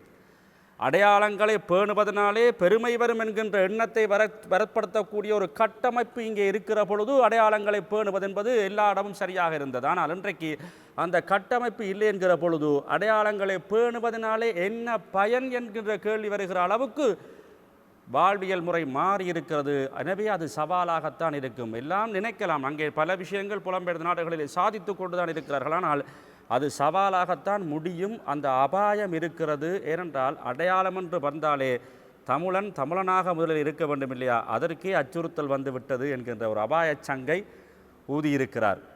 அந்த வகையிலே சாத்தியமாக இருக்கிறது என்கின்ற அணியினுடைய 2வது பேச்சாளர் ஸ்ரீமதி தனிஷ்டா சத்யேந்திரா அவர்கள்.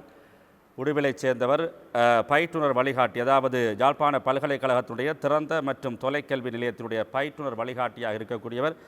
சாத்தியமாகத்தான் இருக்கிறது என்பதை வலியுறுத்தி பேச வருகிறார். அவரை அன்போடு அழைக்கிறேன்.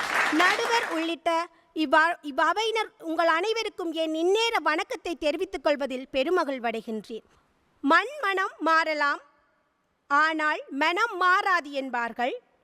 அதுபோல புலம்பெயர்ந்து வாழும் ஈழத்தமிழர்கள் தங்கள் மொழி, பண்பாடு, மரபு, மதம், கலை, குடும்ப ஒற்றுமை போன்ற பல்வேறுபட்ட விடயங்களில் இன்றும் பெருமையுடன் பேணி வருகின்றார்கள் என்பது குறிப்பிடத்தக்க சொல்லக்கூடிய ஒரு விடயமாக இருக்கின்றது. யாதும் ஊரே யாவரும் கேளீர் என்று உலகமயமாக வாழ்ந்தாலும் தமிழன் என்ற பெருமையும் தம் மண்ணின் மகத்துவமும் இன்றும் உயிருடன் தான் இருக்கின்றது. குறிப்பாக மொழி. ஒரு இனத்தை அழிப்பதற்கு முதலில் அதன் மொழியையும் பண்பாட்டு நினைவுகளையும் அழிக்க வேண்டும் என்று சொல்கிறது வரலாறு. அதனுடைய மொழியையும் அதனுடைய பண்பாட்டு நினைவுகளையும் அழிக்கின்ற பொழுது அந்த இனத்தை அழிக்க முடியும் என வரலாறு காட்டுகிறது. ஆனால் இன்றைய புலம்பெயர் தமிழர்கள் அந்த மொழியை காக்க வேண்டும் என்பதற்காக பல்வேறுபட்ட செயற்பாடுகளில் ஈடுபட்டு வருகின்றார்கள். இது அவர்களுடைய தனித்துவ அடையாளங்களை பேணுவதற்கு அவர்களுக்கு சாத்தியமாக இருக்கின்றது.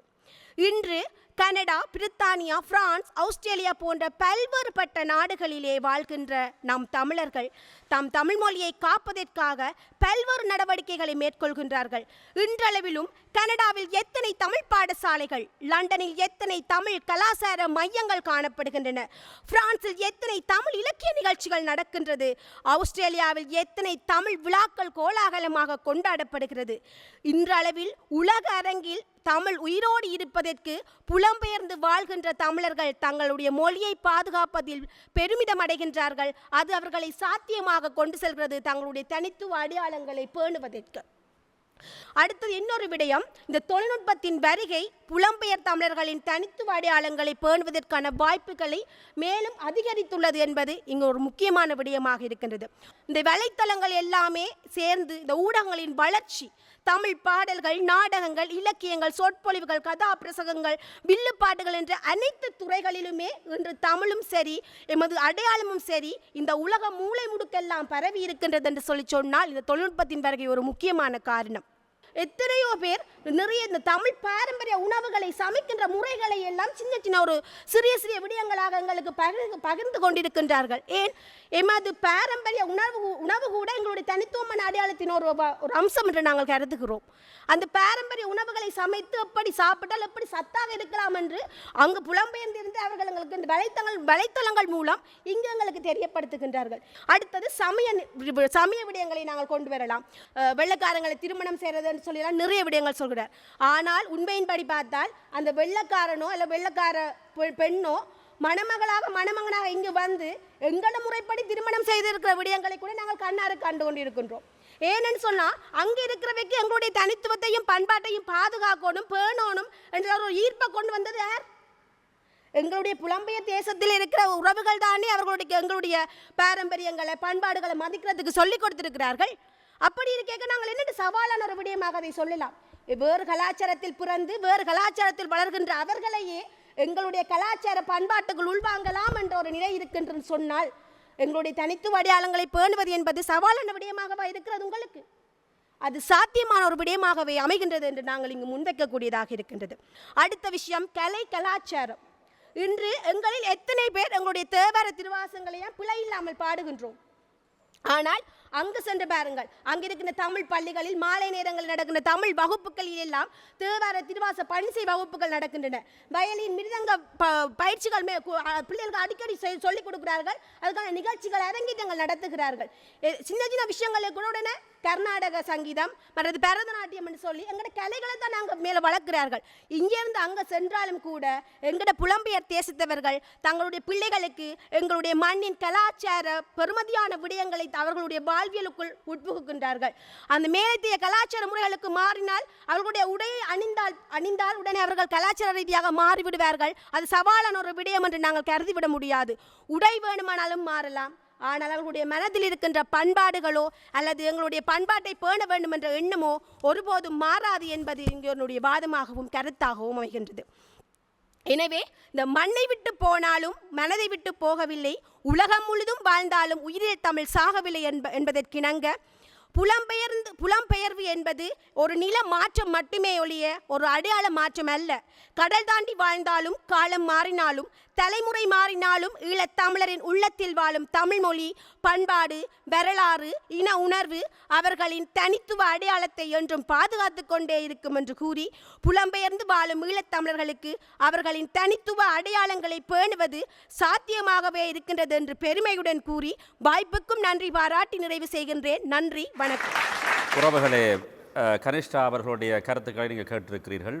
உண்மையிலே இந்த பட்டிமண்டபத்தினுடைய ஆழமான பகுதிகளை நோக்கி அவர் தொட்டிருக்கிறார் என்று நாங்கள் பார்க்கக்கூடியவாறு இருக்கிறது. உதாரணமாக எங்களுடைய புதுமையன் பெறவர்கள் சொல்கிற பொழுது ஏனைய கலாச்சாரத்தை நோக்கி நகருகிறார்கள், அது திருமண வாழ்க்கை உட்பட நடக்கிறது என்று சொல்கிற பொழுது அதற்கு பதிலாக இங்கே வந்து வெள்ளைக்காரர்கள் எங்கள் முறைப்படி திருமணம் செய்கிறார்கள் என்று சொல்கிற அளவுக்கு அவருடைய வாதம் வலுவடைந்திருக்கிறது. அது எந்தளவு தூரம் உண்மையானதாக இருக்கிறது என்பதை மீளவும் வலியுறுத்த வேண்டும். அப்படி பார்க்கிற பொழுது அதன் மீது கேள்வி எழுகிறது என்கின்ற வகையிலே சவாலாகத்தான் இருக்கிறது, அது சாத்தியமானது இல்லை என்கின்ற கருத்தை முன்வைத்து சவாலாக இருக்கிறது அணியுடைய இரண்டாவது பேச்சாளர் ஸ்ரீமதி கீர்த்திகா மையரசு அவர்கள் தன்னுடைய கருத்தை தர இருக்கிறார். அவர் யாழ்ப்பாண பல்கலைக்கழகத்தினுடைய வணிகவியல் துறையுடைய மாணவியாக இருக்கிறார். அதை தாண்டி SVM என்டர்பிரைசஸ் லிட்ரோ கேஸ் நிறுவனத்தினுடைய ஒரு பணியை புரிபவராக இருக்கிறார். தன்னுடைய கருத்துக்களை வழங்க வருமாறு திருமதி கீர்த்திகா மையரசு அவர்களை அன்போடு அழைக்கிறேன்.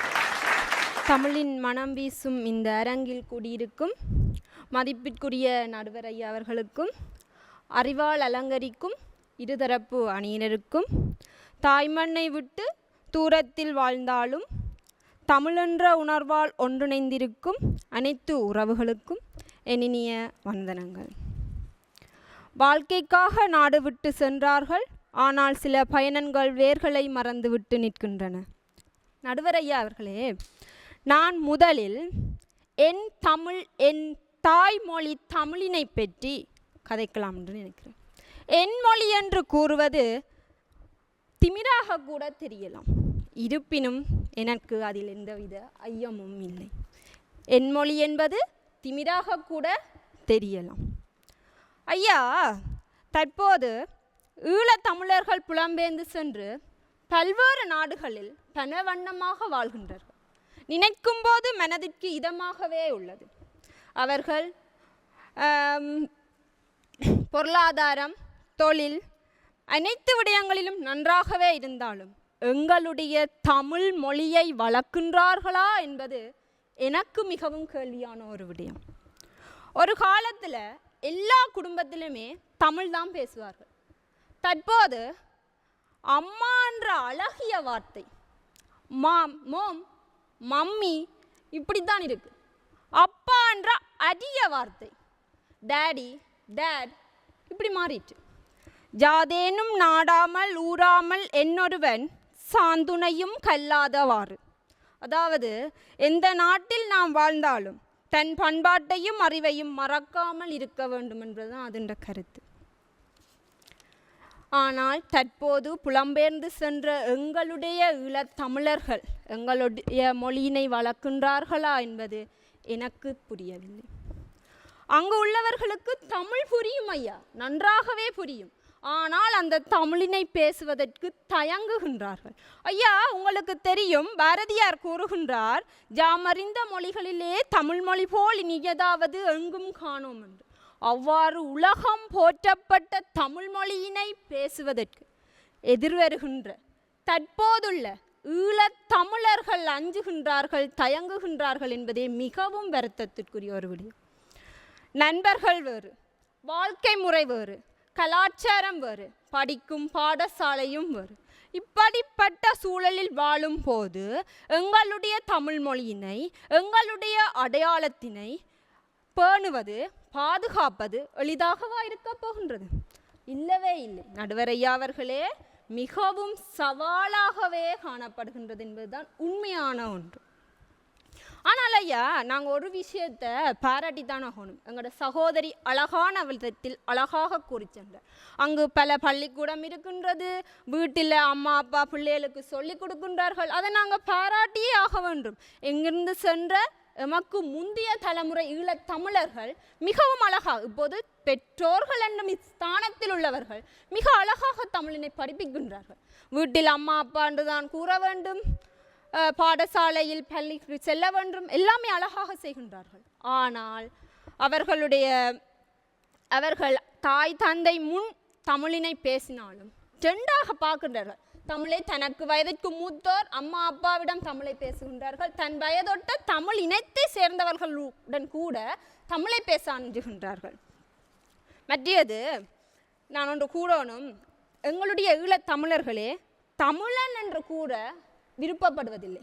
ஃபாரின் சிட்டிசன் என்று கூறுறது தான் பெருமை கொள்கின்றார்கள்.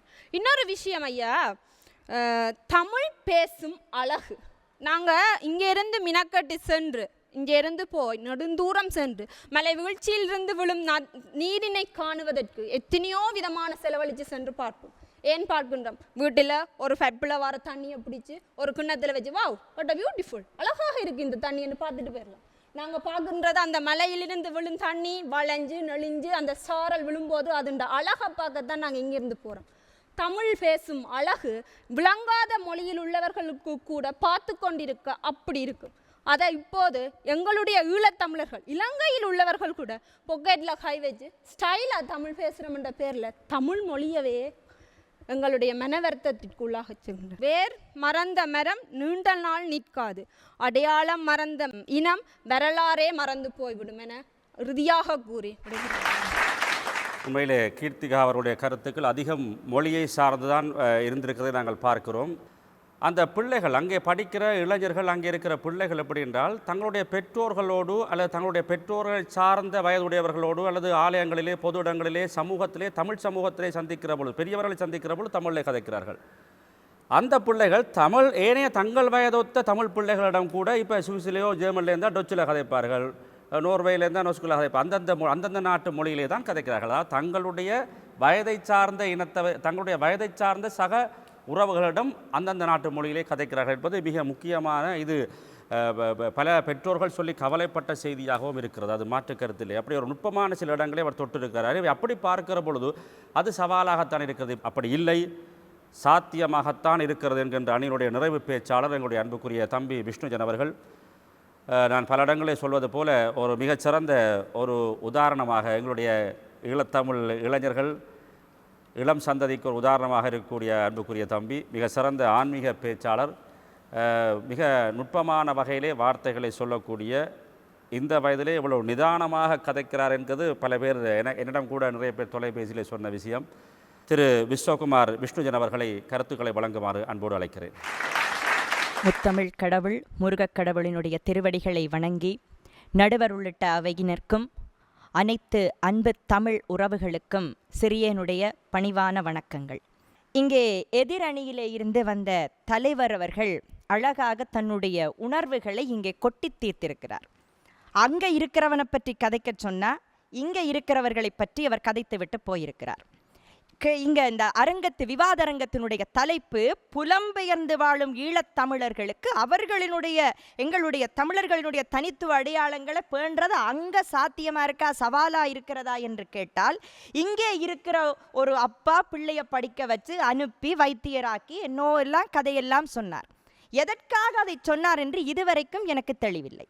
அடுத்ததாக இதே போலத்தான் அங்கேயும் நடக்குமாம். வெளிநாட்டவரை திருமணம் செய்து எங்களுடைய பண்பாடும் கலாச்சாரமும் போய்விடும். ஒரு காலமும் போகாது. காரணம், வேரூன்றிய ஆணி வேர் மேல் மரம் பட்டாலும் அந்த வேரிலிருந்து அடுத்த ஒரு விருட்சம் முளைத்து கொண்டுதான் இருக்கும். விளையும் பயிரை முளையிலே தெரியும் என்று சொல்லி வைத்திருக்கிறார்கள். மேலும் அடையாளங்களை பேண முடிகிறது. இன்றைக்கு அதை பேணுவது சாத்தியமாக இருக்கிறது. யோசித்து பாருங்கள், முழுக்க முழுக்க கலாச்சாரத்தாலும் பண்பாட்டு கூறுகளாலும் மாறுபட்டது ஒரு தேசம், வெளிநாடு, ஒரு வெளிநாடு என்று வச்சுக்கொள்ளுவோம், ஒரு நாடு, ஐரோப்பிய நாடோ ஆசிய நாடோ. இங்கே இருந்து புலம்பெயர்ந்து போன ஒரு தமிழ் உறவுகள் அங்கே ஒரு கோயில் கட்ட முடியுது. எப்படி? அங்கே எங்களுடைய தமிழ் விழாக்களை நடத்த முடிகிறது. எப்படி? சாத்தியமாக இருக்கிறதுனாலே தான் அதெல்லாம் அங்கே நடக்கிறது. இன்றைக்கு இங்க கூட வள்ளுவன் விழா, பாரதி விழா, தமிழுக்கு விழாவே கிடையாது. ஒன்றும் வேண்டாம். வாணி விழா எத்தனை ஊர்ல நடக்குது, அங்க நடக்குது வாணி விழா. ஒன்றும் வேண்டாம். மன வருத்தத்தோடு நான் இந்த கருத்தை பதிவு செய்கிறேன். இன்றைக்கு எத்தனையோ ஆலயங்களிலே அறநெறி பாடசாலைகள் இங்க தொடங்கி இருக்குது. எத்தனை பேற்ற பிள்ளைகள் அங்க போய் படிக்கணும். ஆனா இதே வெளிநாட்டில் இருக்கிற ஒரு உறவு எடுத்து சொல்லும், என்ற பிள்ளை அறநெறி வகுப்புக்கு போட்டது. மன வருத்தத்துக்குரிய ஒரு விஷயம். நீங்கள் சிந்தித்து செயற்பட வேண்டிய ஒரு விஷயமும் கூட. அங்கே எங்களுடைய பண்பாட்டு கூறுகள் கொஞ்சம் கொஞ்சமாக வளர ஆரம்பித்து விருட்சமாகிக் கொண்டிருக்கிறது. இங்கே அந்த வெளிநாட்டு மோகத்திலே ஊறிக்கொண்டு நாங்கள் தான் அதை கைவிட்டு கொண்டிருக்கிறோம். தயவு செய்து விழிப்படைந்து கொள்ளுங்கள். அடுத்ததாக, இன்றைக்கு அங்கே வெளிநாடுகளிலே புலம்பெயர்ந்து வாழுகின்ற எங்களுடைய உறவுகள் நடனக்கலையை கற்கிறார்கள், இசைக்கலையை கற்கிறார்கள். கற்று அரங்கேற்றத்தை எங்களுடைய தாய்மண்ணில் கொண்டு வந்து நடத்துகிறார்கள்.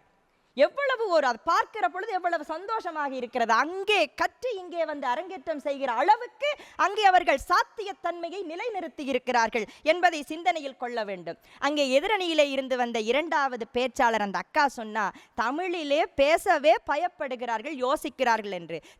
இவர்களா தமிழை வளர்க்கப் போகிறார்கள் என்று கேட்டார். தமிழை யாரும் வளர்க்க தேவையில்லை, அது தானாகவே வளர்ந்து கொள்ளும். காரணம், அது மரமாக ஊன்றிவிட்டது, அதனுடைய விழுதுகள் ஊன்றப்பட்டு விட்டன. இருக்கின்றன. எங்கும் அது வியாபகமாக இருக்கும். நீங்கள் வளர்க்க தேவையில்லை, அது வளர்ந்து கொண்டுதான் இருக்கும். தமிழை பேச யாரும் யோசிக்கிறதில்லை. முதலிலே தமிழிலே பேசினால் உங்களில் எத்தனை பேருக்கு விளங்கும் என்றதை நாங்கள் யோசிக்க வேண்டியிருக்கு. இங்கே இருக்கிறவன் கூட போன்ல ஒரு தொலைபேசியில் ஒரு குறுஞ்செய்தி அனுப்புறதா எத்தனை பேர் தமிழ்ல அனுப்புறீங்கள்? உங்களை நீங்களே கண்ணாடியில் பார்த்து கேட்டுக்கொள்ளுங்க. அதிலேயே நீங்கள் தமிழை புது மொழியாக கண்டுபிடித்து ஆங்கிலத்தில் அனுப்புகிறீர்கள். சிந்தித்துக் கொள்ளுங்கள். அடுத்ததாக எங்களுடைய கலை அங்கே வளர்ந்திருக்கிறது, மொழி அங்கே ஒழுங்காகத்தான் வளர்ந்து கொண்டிருக்கிறது, பேசப்படுகிறது. சமய விழாக்களில் எங்களுடைய பண்பாட்டு அம்சங்கள் இருக்கிறது. இன்றைக்கும் அங்கே மாரியம்மன் கோயிலிலே காத்தவராயன் கூத்து நடக்கிறது. இங்க எங்க நடக்குது? அங்க நடக்கிறது, சாத்தியமாக இருக்கிறது. அங்கே ஊடகங்களிலே தமிழ் புழக்கம் அதிகமாக இருக்கிறது.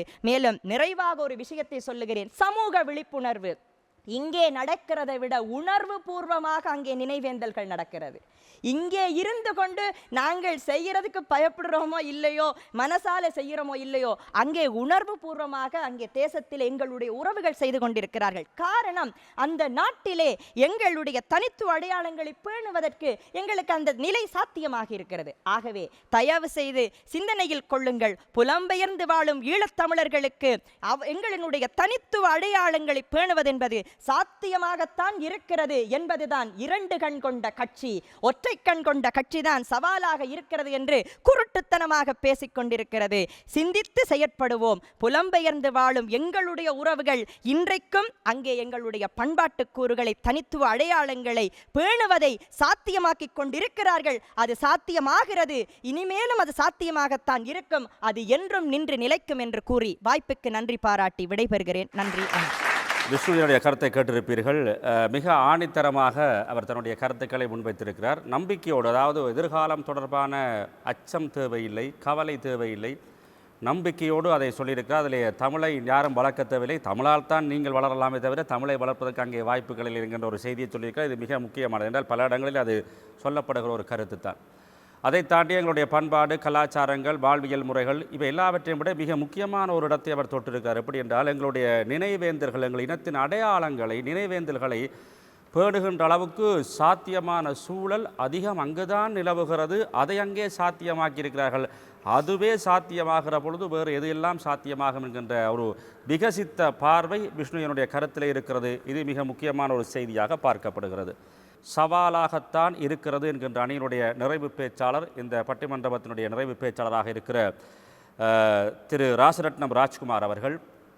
அவர் மிக சிறந்த ஒரு சிந்தனாவாதி.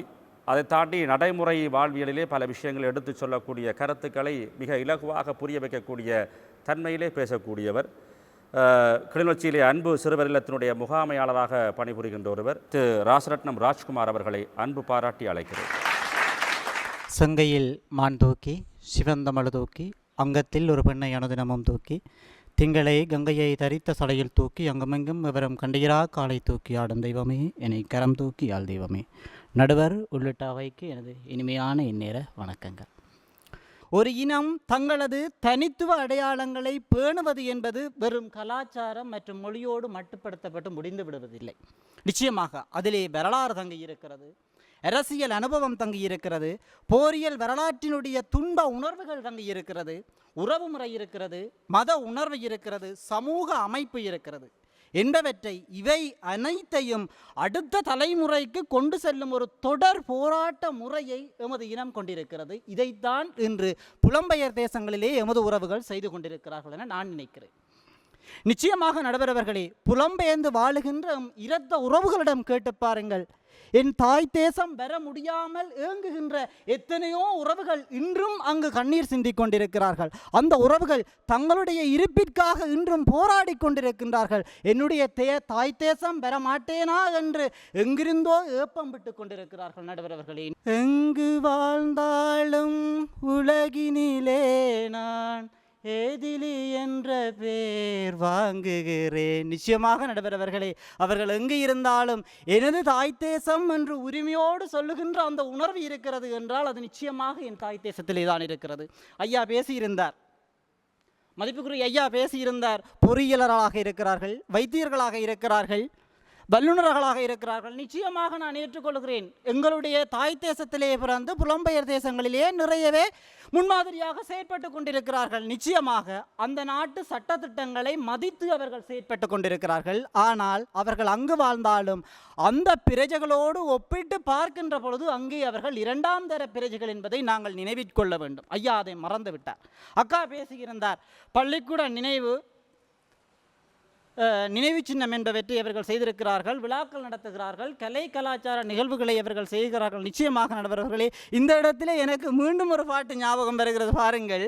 தமிழா நீ பேசுவது தமிழா, தமிழா நீ பேசுவது தமிழா, இனிப்பை சுயிற்றென்றாய் இது என்ன வார்த்தை, உறவை லவ் என்றாய் உதவாத வார்த்தை. நிச்சயமாக அங்கே நடக்கின்ற கலை கலாச்சார நிகழ்வுகளை அவர்கள் செய்கிறார்கள். ஆனால் அங்கே அது ஒரு நிகழ்வோடு மட்டுப்படுத்தப்பட்டு நிற்கிறது என்பதை அவர்கள் நினைவிற்கொள்ள வேண்டும்.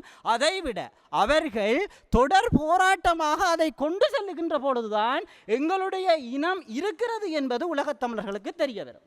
ஒரு தேசத்திலே மட்டுப்படுத்தப்பட்டிருந்த எமது கலை கலாச்சார விடயங்களை இன்று உலகம் பூராக அவர்கள் கொண்டு சேர்த்திருக்கிறார்கள் என்று சொல்லி சொன்னால் இங்கே ஒரு இனம் இருக்கிறது என்பதை அவர்கள் உலகத்திலே செய்தியாக சொல்லியிருக்கிறார்கள். அதற்காக அவர்கள் தொடர்ந்து போராடி கொண்டிருக்கிறார்கள். நடுவர் அவர்களே, நீங்கள் கூறியிருந்தீர்கள் ஜூத இனம் 2000 ஆண்டுகளாக போராடி கொண்டிருக்கிறது. உண்மையில் எங்களுடைய இனமும் போராடி கொண்டிருக்கிறது. எங்களுடைய தொடர் போராட்ட முறைதான் எங்களுக்குரிய தீர்வை பெற்றுத்தரமே தவிர அவர்கள் அதற்காகத்தான் இன்றும் போராடி கொண்டிருக்கிறார்கள் என்பதை அனைவரும் நினைவிலே கொள்ள வேண்டும். நிறைவாக நடுவர்களே, ஒரு இனம் தனது தனித்துவ அடையாளங்களை பாதுகாப்பது என்பது வெறும் பழமையை பாதுகாப்பது மட்டுமல்ல. நிச்சயமாக இன்றும் என்றும் தன் மொழியை கலாச்சாரத்தை உயிர்ப்போடு வைத்திருக்க வேண்டும். அதற்காக போராடித்தான் ஆக வேண்டும். நடுவர்களே, எனவே நடுவர்களே, உங்களுக்கு தெரியாதது எதுவும் இல்லை. எதிரணிக்கு தகுந்த ஒரு புத்திமதியை கூறி நிறைவான ஒரு பொறுப்பான பதிலை தீர்வை நீங்கள் தர வேண்டும் என்று வாய்ப்பு தந்தமைக்கு நன்றி கூறி அமர்கிறேன். நன்றி,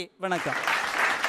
ராஜ்குமார் மிக ஆணித்தரமான கருத்துக்களை முன்வைத்திருக்கிறார். அதோட கடைசியில் வர இந்த வடிவேலை சொன்ன மாதிரி ஜோரானவர் உங்களுக்கு தெரியாத சட்டங்கள் ஒன்றும் இல்லை என்ற கணக்கிலே கொண்டு முடித்து என்னையும் அவர் வடிவேலாக பார்க்கிறாரா, நகைச்சுவையாளராக, தரக்குறைவாக சொல்லவில்லை, நகைச்சுவையாளராக பார்க்கிறாரா என்று எனக்கு தெரியவில்லை. இப்போ 2 அணிகளும் தங்களுடைய கருத்துக்களை முன்வைத்திருக்கிறார்கள். உண்மையிலே ஒரு குழப்பமாக இருக்கிறது. நாங்கள் பட்டிமன்றத்தை ஆரம்பிக்கிற பொழுது இருந்த கருத்து நிலைக்கும் இவர்கள் பேச பேச எங்களுடைய சிந்தனைகளிலே புதிய சிந்தனைகள், அவர்கள் கருத்துக்கள் எங்களுடைய மூளையிலே வந்து பதிய பதிய பதிய அது வேறு திசை நோக்கி நகர்ந்து இப்போ ஒரு குழப்பத்திலே வந்து நிற்கிறது. என்ன முடிவெடுக்கிறன்னு தெரியாமல் குழப்பத்தில் வந்து நிற்கிறது. உண்மையிலே சாத்தியமாக இருக்கிறது என்கின்ற அணியை பற்றி அவர்கள் பேசுகிற பொழுது மிக பலமான கருத்துக்களை முன்வைத்திருக்கிறார். அதில் மாற்று கருத்து இல்லை. சவாலாக இருக்கிற அணியும் அப்படித்தான் பேசுகிறது. ஐயப்பா, இப்போ நீ என்ன சொல்ல வர, அதான் நீங்கள் கேட்குறீங்க, விளங்குது. உண்மையிலே நான் ஆரம்பத்திலே சொன்னது போல ஒரு இனம் தனிப்பட்ட பிரச்சனைகளை தாண்டி இனத்தினுடைய பிரச்சனைகள் காரணமாகத்தான் மிகப்பெரிய புலப்பெயர்வை அடைந்து அகதி அந்தஸ்து கோரி இன்றைக்கு அங்கே வாழ்ந்து கொண்டிருக்கிறார்கள் எங்களுடைய மக்கள். அங்கே என்ன சொல்வது, குடியுரிமை பெற்றவர்களாக சி கார்டு பி கார்டு என்ற எல்லா கார்டுகளையும் வாங்கி வச்சுக்கொண்டு தங்களுடைய வாழ்க்கையை அவர்கள் பார்த்தாலும் மிகப்பெரிய போராட்டங்கள், இங்கே ஒரு போராட்டத்தை கடந்து ஒரு போர் நிலையை கடந்து அங்கே மிகப்பெரிய போராட்டத்தின் மத்தியில் தங்களை அங்கே நிலைநிறுத்தி இப்போ அடுத்த சந்ததி வந்து இருக்கிறது. அதில் ஒரு மாற்று கருத்து இல்லை. அப்படி இருக்கிற பொழுது இந்த 3வது சந்ததியும் இன்றைக்கு இவர்கள் சொன்னது போல ஆலயங்களில் சரி அல்லது விழாக்கள் சரி பேசிக்கொண்டு கொண்டாடி கொண்டிருக்கிறது என்றால் இவ்வளவு தூரம் அது சரியாக கடத்தப்பட்டிருக்கிறது என்பதிலும் எந்த மாற்று கருத்தும் இல்லை, சாத்தியமாக்கி இருக்கிறது.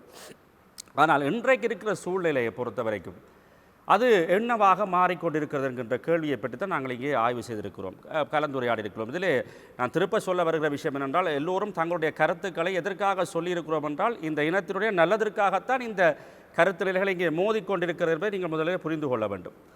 இப்போ சாத்தியமாக இருக்கின்ற அணியை பார்க்கிற பொழுது பல ஆணித்தரமான கருத்துக்கள் முன்வைக்கப்பட்டது. இன்னும் ஆழமாக சொன்னால், இப்போ உதாரணமாக நீங்கள் மொழி என்று வருகிற பொழுது மொழி சார்ந்து, எங்களுடைய தமிழ் மொழி சார்ந்து கல்வி படிப்பு அது சார்ந்த விஷயங்களை இங்கத்தையை விட அங்கே கூடுதலான புலமையோடு நிறைய பேர் இருக்கிறார். என்னை கேட்டால் தமிழ் மொழி சார்ந்து அதிகம் சிந்தித்த இடங்களிலே புலம்பெயர் நாடுகளிலே மலேசியா ஒரு முக்கியமான நாடு. இன்றைக்கு இருக்கக்கூடிய அறிவியல் தொடர்பான பல விஷயங்களுக்கும் தமிழ் சொற்களை இப்போ வாட்ஸ்அப்பில் புலனம் என்பதிலிருந்து எல்லா விதமான விஷயங்களையும் தமிழ்படுத்தி நவீன அறிவியல் தமிழை நோக்கி நகர்வதிலே மலேசியாவை சார்ந்த தமிழர்கள் அது தமிழகத்து தமிழர்களோடு சேர்ந்து ஈழத்தமிழர்களுடைய பங்களிப்பு காத்திரமாக இருக்குது. ஏன்னா அதை சொல்ல வாரென்றால் இப்படி ஒவ்வொரு இடத்துலையும் ஒவ்வொரு சிறப்புத்தன்மை இருக்கிறது. இப்போ நாங்கள் எப்படி பயப்படுகிறோம், அதாவது இங்கே இருந்து போய் அந்தந்த நாட்டு கலாச்சாரத்துக்கு மாறுகிறார்கள் என்பதை தாண்டி அந்தந்த நாட்டு கலாச்சாரத்திலே உள்ள நல்ல விஷயங்களை தமிழ்படுத்தி நவீனப்படுத்துகிறதிலே வெற்றியடைந்து கொண்டிருக்கிற செய்தியை நாங்கள் கவனிக்கிறோம்.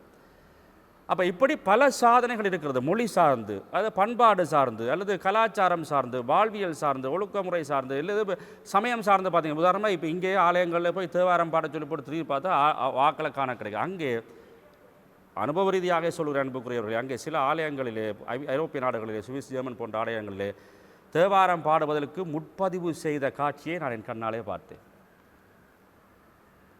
எனக்கு இப்போ நாங்களெல்லாம் இங்கே என்ன தியேட்டருக்கு புக் பண்ணி கொண்டிருக்கிறார்கள் தமிழக சினிமா பார்க்குறதுக்கு. அங்கே தேவாரம் பாடுவதற்கு முற்பதிவு செய்து கொண்டு இருக்கிறார்கள். அது எப்போ முற்பதிவு தெரியுமா? அடுத்த வருஷ திருவிழாவில் 3ஆம் திருவிழாவுக்கு இரவு தேவாரம் வசந்தவடதும் நான் பாடுறேன்.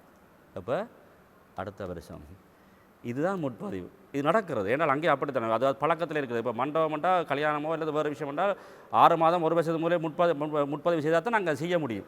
எங்களுடைய நினைவேந்தல்களும் அப்படி தானே. ஒவ்வொரு வருஷமும் 27ஆம் தேதி நவம்பர் நினைவேந்தல் என்றால் 28ஆம் தேதி அடுத்த புக்கிங்கு போய்விடுவார். இல்லாட்டா அந்த மண்டபம் போய்விடும். அந்தளவு தூரம் இருக்கிறது. நான் என்ன சொல்ல வருகிறேன் என்றால், இவ்வளவு தூரம் அங்கே சாத்தியமாக்கி இருக்கிறார்கள், அதில் மாற்று கருத்து கிடையாது. அப்போ என்ன, மொழி சார்ந்து, இனம் சார்ந்து, கலாச்சாரம் சார்ந்து, வாழ்வியல் சார்ந்து சாத்தியமாக இருக்குது. சவால் என்று வருகிற பொழுது அந்த பாடலடி மீண்டும் ஞாபகம் பெறுகிறது. நீங்கள் என்னதான் சாத்தியமாயினாலும் அங்கே 2ஆம் தரமாகத்தான் நாங்கள் இருக்கிறோம். இல்லை, இன்னும் ஒரு கேள்வி, இதை நான் அச்சுறுத்தல் அபாயம் என்று சொல்லவில்லை, நாங்கள் தெளிந்து கொள்ள வேண்டும் என்பதற்காக சொல்கிறேன். இன்றைக்கு நீங்கள் பார்க்கலாம், எங்களுடைய சாத்தியமான தலைவர்கள் ஜெயராசிங்கம் அவர்கள் சொல்கிற பொழுது கூட அங்கே அரசியலிலே முதன்மை பெற்று வருகிறார்கள், வைத்தியர்களாக முதன்மை பெற்று வருகிறார்கள், பொறியியலாக முதன்மை பெற்று வருகிறார்கள் என்றெல்லாம் சொல்லி அது பெருமையாக இருக்கிறது. ஆனால் இப்படி சொல்கிறவர்கள் எனக்கு ஒரு கேள்வி எழுகிறது, ஒரே சமயத்திலே ஈழத்தமிழர்கள் சார்ந்து 15 பேர் அரசியலில் வர முடிகிறதா? ஒரே சமயத்தில் 25 பேர் வைத்தியர்கள் அங்கே வந்தால் அந்த அரசாங்கம் யோசிக்குமா, யோசிக்காதா? என்னுடைய கேள்வி புரியுதா? இது நான் அச்சுறுத்தலுக்காக சொல்லவில்லை. என்றால் இப்படி ஆங்காங்கே மேற்கிளம்புகிற பொழுது அவர்கள் வரவேற்பார்கள், அது சரியில்லை. ஆனால் நான் என்ன சொல்ல வரேன் என்றால், அப்படி ஒரு பெரும் தொகையாக வருகிற பொழுது அந்தந்த நாடுகள் எப்படி இதை பார்க்கும்? ஏன்னா இன்றைக்கு பொருளாதார ரீதியாக பார்த்தீங்கன்னா, குறிப்பாக அமெரிக்காவோ லண்டனில் பார்த்தீங்கன்னா, வெளிநாட்டிலேருந்து வருபவர்களாலே எங்களுடைய உழைப்பு இல்லாமல் போகிறது என்கின்ற கருத்து இன்றைக்கு ஐரோப்பிய நாடுகளிலும் வர துவங்கிவிட்டது. அவர்கள் ஒன்றுமில்லாமல் இங்கே வந்தவர்கள் எங்கள் வாழ்வை பாதிக்கிற அளவுக்கு அவர்கள் வந்துவிட்டார்கள் என்ற பொழுது எந்த நாடும் தன்னுடைய குடிகளை கவனித்து கொண்டு தான் இருக்கும், பாதுகாக்க முற்படும். அது தவறும் கிடையாது, அது மிக முக்கியமானது. இதனால் நாங்கள் தவறாக சொல்ல முடியாது. உதாரணத்துக்கு கொண்டு சொல்கிறேன். இப்போ கடந்த மாதம் நான் மலேசியாவிலே ஒரு பல்கலைக்கழகத்தில் ஆய்வு அரங்குகளை கலந்து கொள்கிற பொழுது அந்த கார் அந்த வண்டி சாரதியோடு நான் பயணித்து கொண்டு இருக்கிற பொழுது சும்மா கட்டேன், இங்கெல்லாம் பெட்ரோல் என்ன விலை அப்படின்ட்டு. அப்போ உதாரணத்துக்காக சொல்லுறேன். அவர் இப்போ 3 வெள்ளி, மலேசியாவில் வெள்ளி தானே, 3 வெள்ளி 1 லிட்டர்னு சொன்னால் சொல்லிவிட்டு அடுத்த வார்த்தை சொன்னார், இங்கே 2 விதமான சிஸ்டம் இருக்குது அண்ணன். எப்படின்டா 3 வெள்ளி எங்கே இருக்குது பெட்ரோல், ஒரு குறிப்பிட்ட லிட்டருக்கு மேலே நீங்கள் அடிக்கிறோம் என்றால் அது 5 வெள்ளிப்படி வரும். இப்போ இங்கே நான் கியூஆர் இருக்கிற மாதிரி மலேசியாவில் தாங்க வச்சுருக்கு. மலேசியா என்ன சொல்கிற மக்களுக்காக நிறைய ஜனநாயக ரீதியாக நிறைய என்ன சொல்கிற புலம்பெயர்ந்தவர்களுக்காக அகதிகளுக்காக நிறைய செய்கிறது. நான் ஒரு உதாரணத்தை சொல்கிறேன். இந்த பெட்ரோல் விஷயத்தில் எப்படின்னா என்ன 3 வெள்ளி, அதுக்கு ஒரு குறிப்பிட்ட இதுக்கு அதிகமாக அடிக்க 5 வெள்ளி. ஆனால் வெளிநாட்டுக்காரருக்கு அங்கே இருக்கின்ற புலம்பெயர்ந்தவர்களுக்கு 1 லிட்டரும் 5 வெள்ளிப்படி தான் கொடுக்கப்படுகிறது. என்றால் வேறு வழியில் அந்த பொருளாதாரத்தை பாதுகாக்கிற வழியிலே அதற்காக வெளியே கூட்டுகிறவளோ தன் நாட்டுக்காரனும் பாதிக்கப்படக்கூடாதுன்னு அந்த நாடு நினைக்கிறது தவறும் கிடையாது. இதுதான் என்னுடைய கருத்து. அப்போ இப்படி பார்க்கிற பொழுது நாங்கள் என்னதான் சாத்தியமாக்கி கொண்டே போனாலும் அது எப்பொழுதுமே 2ஆம் இடமாகத்தான் இருக்க போகிறதா என்கிற அச்சம் இருக்கிறது. சாத்தியமாக இருக்கிறது, இன்றைக்கு பெருமையாக இருக்கிறது. நாங்கள் எல்லா இடத்துலையும் சொல்லிக் கொண்டே ஐநா வரைக்கும் நாங்கள் சொல்லிக் கொண்டிருக்கிறோம். உலகிலே இருக்கக்கூடிய மிக முக்கியமான இடங்களிலே இன்றைக்கு தமிழர்கள் தங்களை பதிவு செய்திருக்கிறார்கள். அதில் என்னுடைய ஆதங்கமான கேள்வி, அந்த பதிவுகளை அந்தந்த நாட்டு குடியுரிமையின் பெயரால் செய்கிறார்களா, ஈழத்தமிழரின் பெயரால் செய்கிறார்களா என்று கேட்கிற பொழுது அங்கே ஒரு கேள்வி வருகிறதா இல்லையா? அப்போ இப்படி நாங்கள் பார்க்கிற 2மே இருக்கிறது. அப்போ சாத்தியமாகி கொண்டு தான் இருக்கிறது, சவாலாகி கொண்டு தான் இருக்கிறது. நான் சுருக்கமாக நிறைவுக்கு வந்துவிடுவேன். ஒரு உதாரணத்தோடு நான் தீர்ப்புக்கு வர விரும்புகிறேன். நாங்கள் ஜூதர்களை பற்றி பேசியிருந்தோம் இல்லையா? உங்களுக்கு தெரியும், என்ன சொல்வது, இப்போ குளிர்பானங்களிலே பெப்சி என்ற ஒரு நிறுவனம் இருக்கிறது. அதிகபட்சமாக அது யூதர்களினால் நடத்தப்படுகிற ஒரு குளிர்பான நிறுவனம் என்று சொல்கிறார்கள். இந்த பெப்சி என்ற சொல் வந்து கிரேக்க வார்த்தை சரிதானே? அதுக்கு கிரேக்க வார்த்தை, அதுக்கு என்ன தமிழ் அர்த்தம் என்றால் செரிமானம் என்று அர்த்தம். பெப்சிக்கு செரிமானம் என்று அர்த்தம். அதிகமாக யூதர்கள் கீப்ரு மொழியைத்தான் சார்ந்தவர்கள், அதைத்தான் இன்றைக்கு மீள கட்டமைத்துக் கொண்டிருக்கிறார்கள். இந்த நிறுவனம் அமெரிக்காவில் இருந்திருக்கிறது, ஆனால் யூதர்களினாலே கட்டமைக்கப்பட்டிருக்கு. ஏன்னால் திருப்ப சொல்ல வருகிறேன், யூதர்கள் எல்லா இடமும் அகதிகளாக இருந்த பொழுது, இடம்பெயர்ந்த பொழுது, நான் 2000 ஆண்டு சொன்னோம் இல்லையா, அவர்கள் தங்களை மெல்ல மெல்ல தகவமைத்து அந்தந்த நாடுகளிலே செல்வாக்குள்ளவர்களாக முதல் மாறத் துவங்கினார்கள். அதற்கு பிறகு தங்களுடைய இலட்சியம் நோக்கி எல்லாரும் நகர்கிற பொழுது எல்லா நாட்டில் இருக்கக்கூடிய உண்மையில் இன்றைக்கு வரைக்கும் நீங்கள் நோபல் பரிசு பெற்றவர்களுடைய பார்த்தீங்கன்னா அதிக சதவீதம் யூதர்கள்லாம் பெற்றிருக்கிறார்கள். அப்போ ஏன் நான் இந்த உதாரணத்தை சொல்ல வரேன் என்றால், இந்த அகதி வாழ்வுக்குள்ளாலே சாத்தியமாக்கியவர்களை நாங்கள் ஒரு பாடமாக எடுத்துக்கொள்ள வேண்டும் என்பதற்காக, யூதர்களை பற்றி சரியாக நல்லதுதான் சொல்வது என்பது நோக்கம் இல்லை, நல்லது எடுத்துக்கொள்ள வேண்டும் என்பதற்காக சொல்கிறேன். அப்படி பார்க்கிற பொழுது இந்த செரிமானம் என்கின்ற அர்த்தம், அதற்கு பிறகு யூதர்கள் தான் அந்த நிறுவனத்தை நடத்துகிறார் என்று சொல்லும் பொழுது என்ன சொல்வது, ஹிடன் மீனிங், அதாவது உள்ளார்ந்த அர்த்தமாக அதுக்குள்ளே ஒன்று சொல்வது. அது அந்த பெப்சி நிறுவனம் பகிரங்கமாக அறிவிக்கவில்லை. உள்ளார்ந்த அர்த்தமாக ஒரு வார்த்தை, அதுக்கு மீனிங் சொல்லுகிறார்கள் என்னவென்றால், பெப்சி என்ன தெரியும், PEPSI, Pepsi, pay every penny to save Israel. நான் சொல்கிறது விளங்குதா? Pay every penny to save Israel, PEPSI. இது உள்ளார்ந்த ஹிடன் அர்த்தம். என்ன, நீங்கள் குளிர்பானம் குடிக்கிற பொழுதும் என் இனம் என் நாடு அதற்குத்தான் முதலுரிமையாக இருக்க வேண்டும். இன்றைக்கி அண்மையில் தமிழகத்திலே ஒருவருடைய கருத்திலே பார்க்கிற பொழுது சொன்னார், சோடா குடிக்கிற பொழுது நீங்கள் மூடியை திறந்து போட்டு ஸ்டோவ் வச்சு குடிப்பீர்கள், அந்த குளிர்பானம் எல்லாம் வெளிநாட்டு தயாரிப்பு.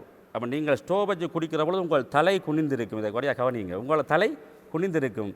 நீங்கள் குனிந்து கொண்டு அதை குடிக்கிறீர்கள், வெளிநாட்டுக்கு வருமானம் போகுது, உங்களுக்கு வருமானம் குறையுது, நீங்கள் உங்கள் தன்னம்பிக்கையை இழந்து கொண்டிருக்கிறீர்கள், குனிந்து குடிக்கிறீர்கள். இதையே இளநியை வெட்டி குடிச்சு பாருங்கள். உடனே பக்கத்தில் ஒருத்தன் கமெண்ட்ஸ் போகிறான், அதையும் ஸ்டோவ் போட்டு குடிக்கலாம் தானே. இதுதான் எங்களுடைய அறிவு. நான் சொல்கிறது விளங்குதா? இளநியை வெட்டி குடிக்கிற பொழுது அண்ணாந்து குடிப்பீர்கள், உங்கள் தலை நிமிர்ந்திருக்கும், உங்கள் பொருளாதாரமும் நிமிர்ந்திருக்கும் என்று. ஏன் நான் சொல்ல வருகிறேன் என்றால், அடையாளத்தை பேணுவது என்பது ஏதோ வேட்டியை கட்டிட்டு வாரது இல்லை அன்புக்குரியவர்களே. எல்லாவற்றிலும் அது இருக்க வேண்டும், அடிப்படையிலே பொருளாதாரத்திலே அது இருக்க வேண்டும்.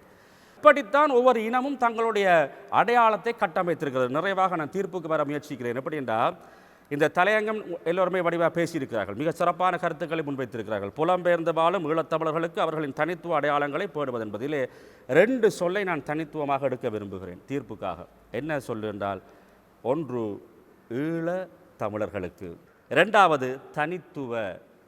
ஈழ தமிழர்கள் தனித்துவ, ஈழ தனித்துவ 2ஐயும் நான் யோசிக்கிறேன். இந்த தலையங்கத்தை தீர்ப்பை நோக்கி நகர்வதற்கு. அப்படி பார்க்கிற பொழுது தமிழர்களுடைய அடையாளம் என்று பார்த்தீங்கன்னா அதில் எந்த மாற்று கருத்தும் இல்லை. மொழி இருக்கிறது, எங்களுடைய பண்பாடு, உணவு பழக்க வழக்கம், உடை அலங்காரம், கலை கலாச்சாரம் எல்லாம் இருக்கிறது.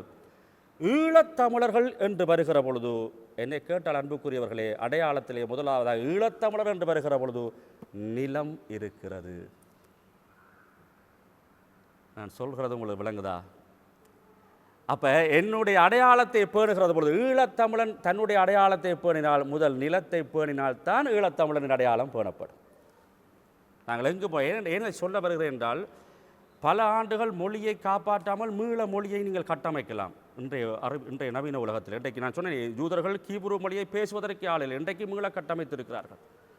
ஒரு காலத்தில் பேசுவதற்கு ஆளில்லை, 4-5 பேரை வைத்துக்கொண்டு தான் அதை கட்டமைத்தார்கள். அப்போ மொழி அழிந்து போகிற பொழுதும் கட்டமைக்கலாம், கலாச்சாரம் அழிந்து போகிற பொழுதும் மீள ஏதோ செய்து கொள்ளலாம், பழைய ஆய்வுகளை எடுத்து செய்து கொள்ளலாம், வாழ்வியல் செய்து கொள்ளலாம், பொருளாதாரம் செய்து கொள்ளலாம், என்னுடைய எதையும் மீள கட்டமைக்கலாம். அன்புக்குரிய உறவுகளே, நிலத்தை இழந்தால் எதை வைத்து கட்டமைப்பீர்கள்? நீங்கள் உலக நாடுகள் முழுக்க எங்கும் நீங்கள் இருக்கலாம், எத்தனை தலைமுறையும் இருக்கலாம், தலைமுறையாக நீங்கள் வாழலாம். ஆனால் உங்கள் அடையாளம் ஈழத்தமிழன் என்று இருக்கும் என்று சொன்னால், அது அடையாளம் இல்லாமல் வாழ்வது வேறு.